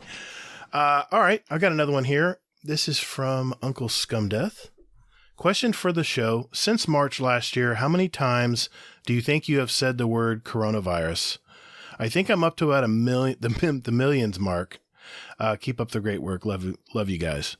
Oh, geez, I've called it the Rona. I've called it obviously COVID. How many times do you think, Hazel, for you? I've gone out of my way to not say it. I don't know, really. I truly don't. I really try to avoid saying it. So I don't know. I'd probably say maybe around like 500 or 600, a modest number. God, it's yeah. I know I've heard it a lot. I don't talk much during the day. I pretty much put my head down and get to work. But yeah, I mean, my wife's tired of hearing me say it. That's for sure. Anyway, yeah. All right, why don't we do a couple more? Yeah. All right. Here's a question from Z33 Kyle S13. Question for the show. What's your favorite top 3 exotic hand cannons and why? Okay. I can answer that. Yeah. I didn't even know there were 3 exotic. Are you kidding me? But did you see that statistic today on Reddit? It's a 29, almost 30% of all exotics are hand cannons. What? Yeah. No, it's not. Yeah. No. My number 3 is going to have to be Ace of Spades, because I do love that it has third eye and Crucible. I don't use hand cannons a lot, but anytime I've had to use a hand cannon, that's a good, reliable one, especially on PC. My number 2, of course, is Hawkman, because that sight is beautiful on a Hawkman. It's like a rifle and a hand cannon in one, and has just great perks. And now that we can get multiple ones, my number 1 is Crimson, because I used to do a lot of crazy raiding back in the day with some of my old clanmates that are in our clan now. And when you'd have to stand on a plate and stay alive when everything's running at you and swatting and killing you, it was so nice to be able to use the Crimson and get your health back immediately. I mean, that's a little hack on how you can stay alive in a raid when you're definitely underpowered. Yeah. Yep. Nice. What about you? So my first one would probably have to be, one of my top 3 would be Hawkmoon for sure. Mm-hmm. That's just awesome to use. I still like the last word. I don't know why. I think it's just the animation. The hip firing gun. Yeah. Yeah. It's an absolute nightmare to use, but I absolutely love it. And then probably, I don't know. I mean, I think it's just because I have like either PTSD or maybe just fond memories. One of those two. It's maybe a mixture of both. But I have to go with Thorn. Oh, yeah. You can't. There's just nothing about getting 2 headshots on somebody and then watching them like run away from you and then just tick, tick, tick, dead. Good point. Yeah, with those new gauntlets I have, those are really nice. Yeah. I tried to do the 1250 just so I could try to get those arms, and I was just like, I don't have a good build for this, so I was just like, no, well, you're a hunter this year, or this season. Yeah, I don't see me changing that, but yeah. Okay. All right. I have one from another new member of our Discord. Welcome. It's Bloomy. Question for the show: Will we ever get legendary trace rifles, or are there all just going to be exotics? Multi-kill clip would be great on them. Wow, that think about that. That would be a great perk, wouldn't it? Holy shit. Yeah. Wow. I really hope they are, because I would use trace rifles more if it didn't take up an exotic slot. But, now that Hazel has a divinity and help us in the raids, I mean, I think we all pass it around like, it's your turn, dude. No, I did it last raid. It's your turn. We got to pass in the divinity rifle around. I would love that. There we go, Bungie. There's something we can add new. How about next season we get a legendary trace rifle? I mean, we already have legendary line rifles and exotic line rifles. Why can't we have a legendary trace rifle? I like that idea. Good question. I would love to say that we would, but I think a legendary for one of those would be a little bit much. Really? Yeah. I don't know. I mean, just because there's only 2 other ones in the game. Is it 2? No, wait. 3. Cold Heart. You have Cold Heart. You've got the Void one from that was a PlayStation exclusive. You have Ruinous Effigy, which has been ruined, by the way. I used that the other day on my alt account. I was like, I'm already out of energy, and these dads aren't dead yet. Using the bubble that's supposed to hurt everything over time. It was pathetic. You have the Divinity, of course, the Cold Heart, and there's Prometheus Lens. Oh, wow. Yeah, there is one. I forgot. Yeah, I found it. Okay. Wave Splitter. That's it. That was a great gun too. I mean, it still is. I don't even have it. I dismantled it. I dismantled it probably because I needed something, but you can just pull it out of collections. It's an exotic. But yeah, it would fluctuate. The longer you'd use it, you get these like random readings from it. Sometimes you could really kill people quick with it. It was great. It was more stable than a lot of the Cold Heart just has so much, it raises up so much as you use it. The Wave Splitter was much better. So, all right. Yeah, I was just looking here to see. I'm like, what the hell is even the perk on that shit? Laser damage has 3 power levels that oscillate while trigger is held down. Yep, it's pretty fun. And of course, it has the little test tubes on the side, the little like old TV tubes. So it looks like it's a relic. It's really cool looking. It's really sweet. Nice. All right. Well, hey, thanks everybody for your questions this week. If we didn't get to them, we will definitely get to them next week. We don't forget questions. We just have certain time limits, and we don't want to go on for 2 hours like we used to in the good old days. So thank you for sending those in. And anytime you have a question, you can throw them in our Discord at any time. So good deal. All right. I think it's song time, Hazel. Let's do that right after this. Guardian Downcast. Guardian Downcast. Yeah. Guardian Downcast. This is an intro. Guardian Downcast. Guardian. Not copyright. Guardian Downcast. All right, listeners, it's our final part of our show. This is where we get songs. We like music, and we want to put them into a playlist that you guys can follow along if you like. Just look for Guardian Downcast Show Playlist on Spotify. We do have also a link for our iTunes also, if you like to use the iTunes to listen to your music. It's just a little sampling of what we like to listen to on the show. And like I said, if you want to follow us, we have links in our show notes and in our Discord. We now have 531 songs, 37 hours, and 54 music, representing all of us and our past guests over these almost 2 years. And I also post videos, usually of our picks that we put in our playlist every week. So look for those in our music and TV channel on our Discord. Okay, Hazel, what do we got for this week, man? All right. My first pick is, both my picks are from movies, coincidentally. One of them is from the movie Road Trip with the infamous Tom Green and Breckin Meyer. And it's Mr. E's Beautiful Blues. So this is a weird little song that kind of put a smile on my face. I don't even really remember why I picked this now, but I kind of came across like another song that sounded similar, and it kind of tickled that one spot in me where I'm like, all right, I need to, add this, or I need to find that one song that did this thing. So yeah, it just hits you, you're like, oh man, I got to share this song. Yeah, exactly. And then my next song is from Noah Reed, Simply the Best. and this is from Schitt's Creek.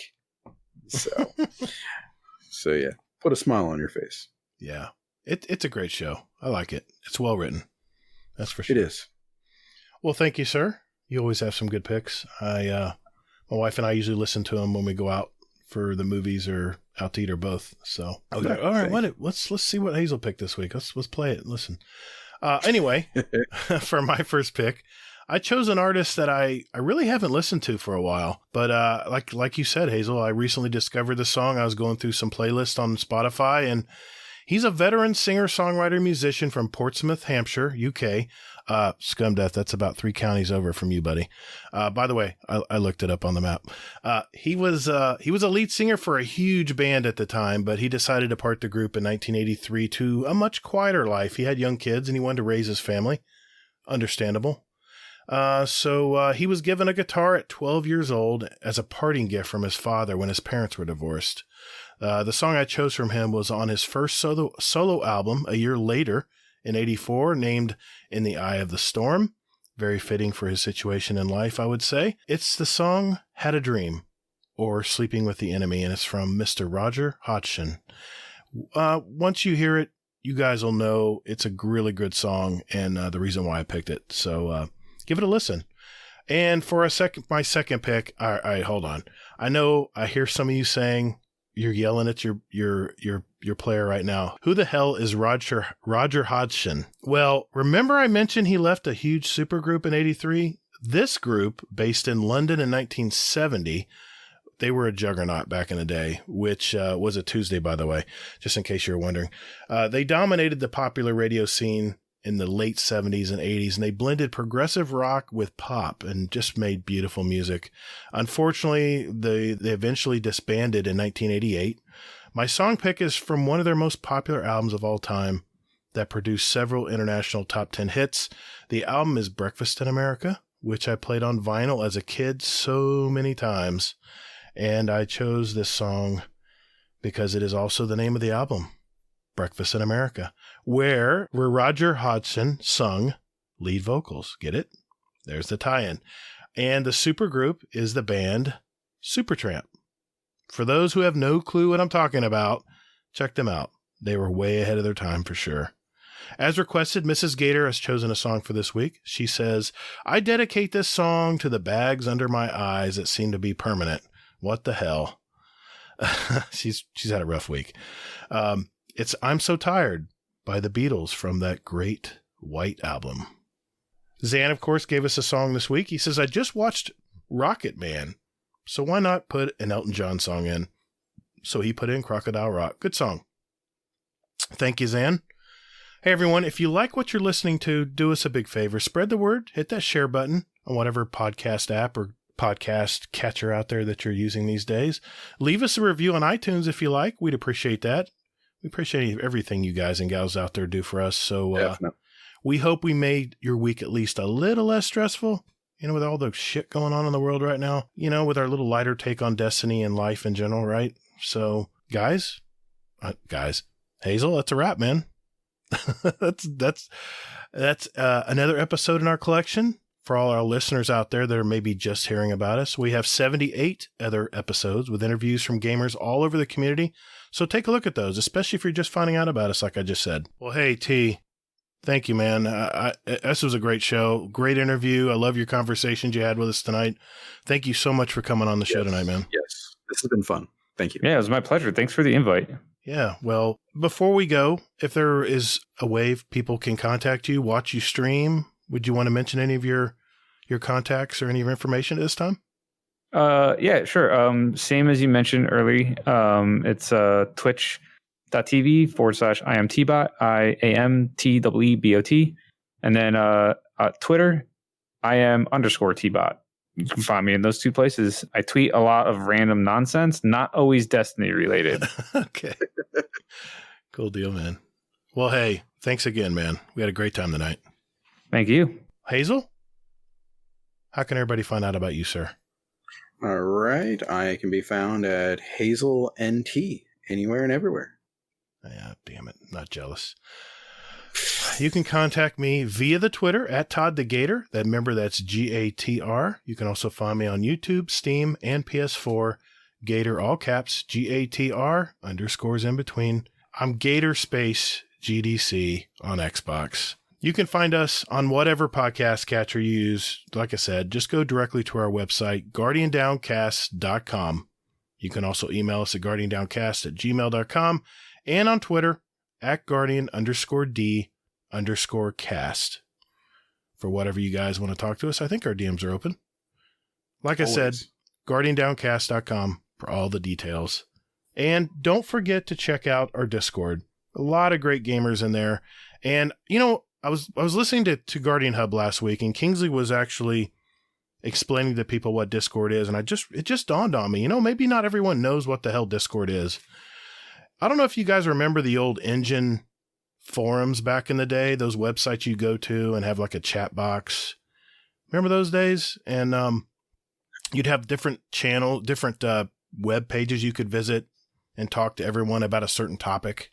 Did you ever get into that, Hazel? No, but before your time. Damn it, I'm showing my age. Warcry could tell you.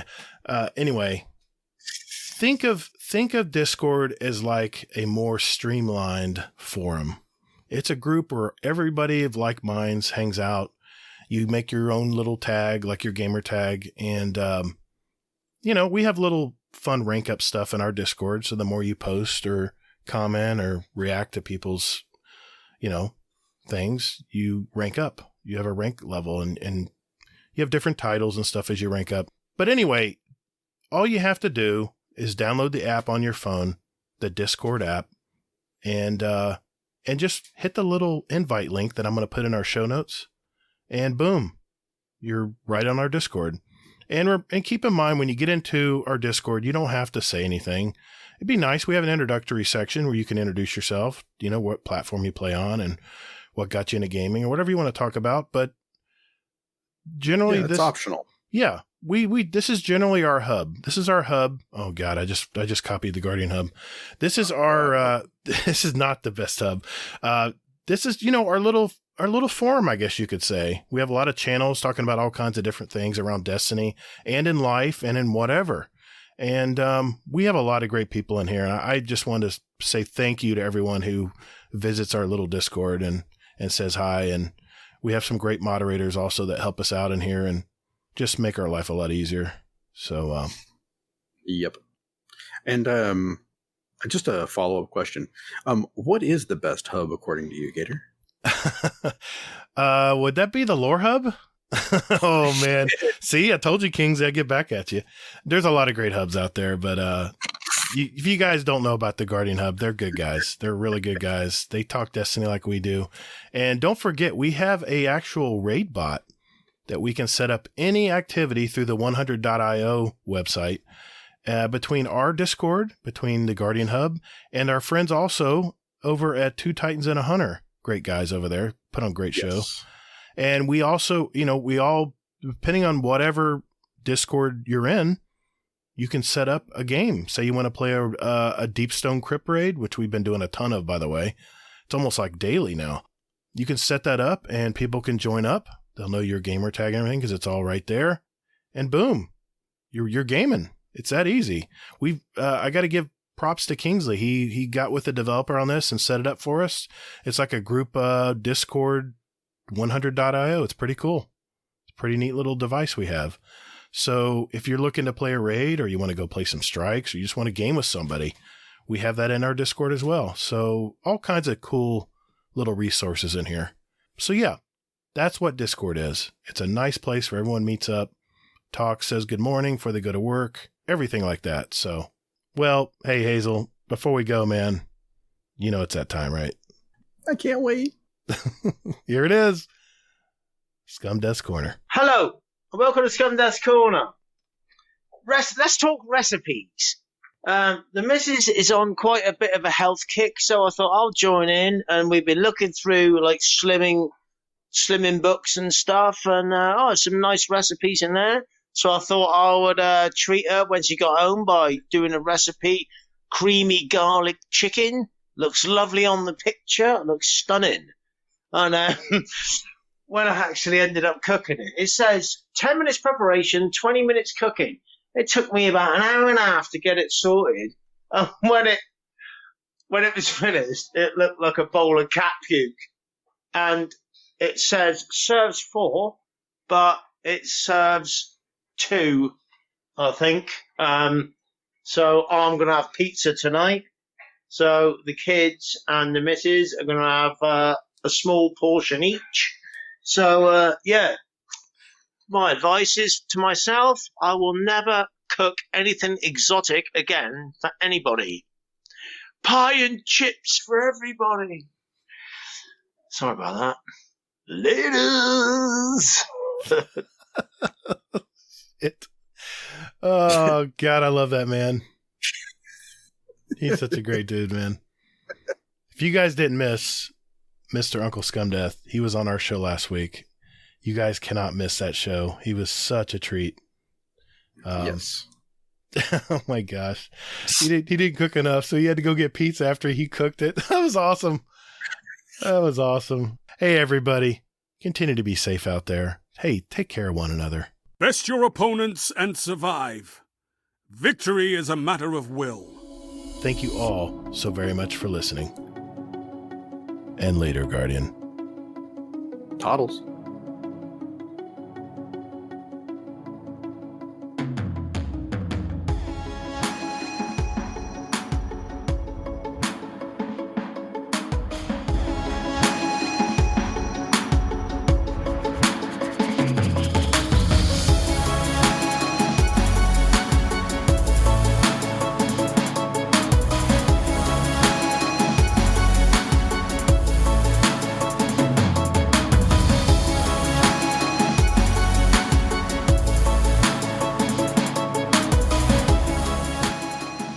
Who the hell is Roger? I can't even say it. Who the hell is Roger Hodgson?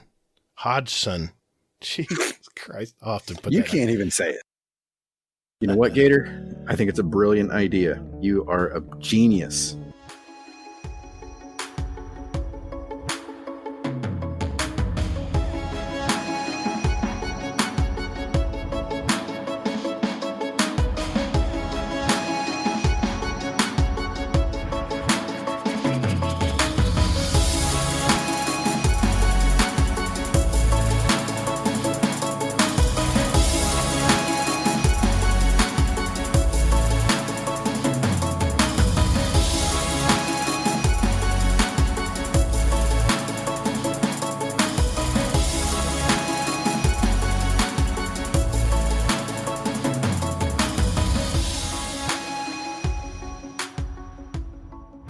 Thank you ever so much, guys. I love you.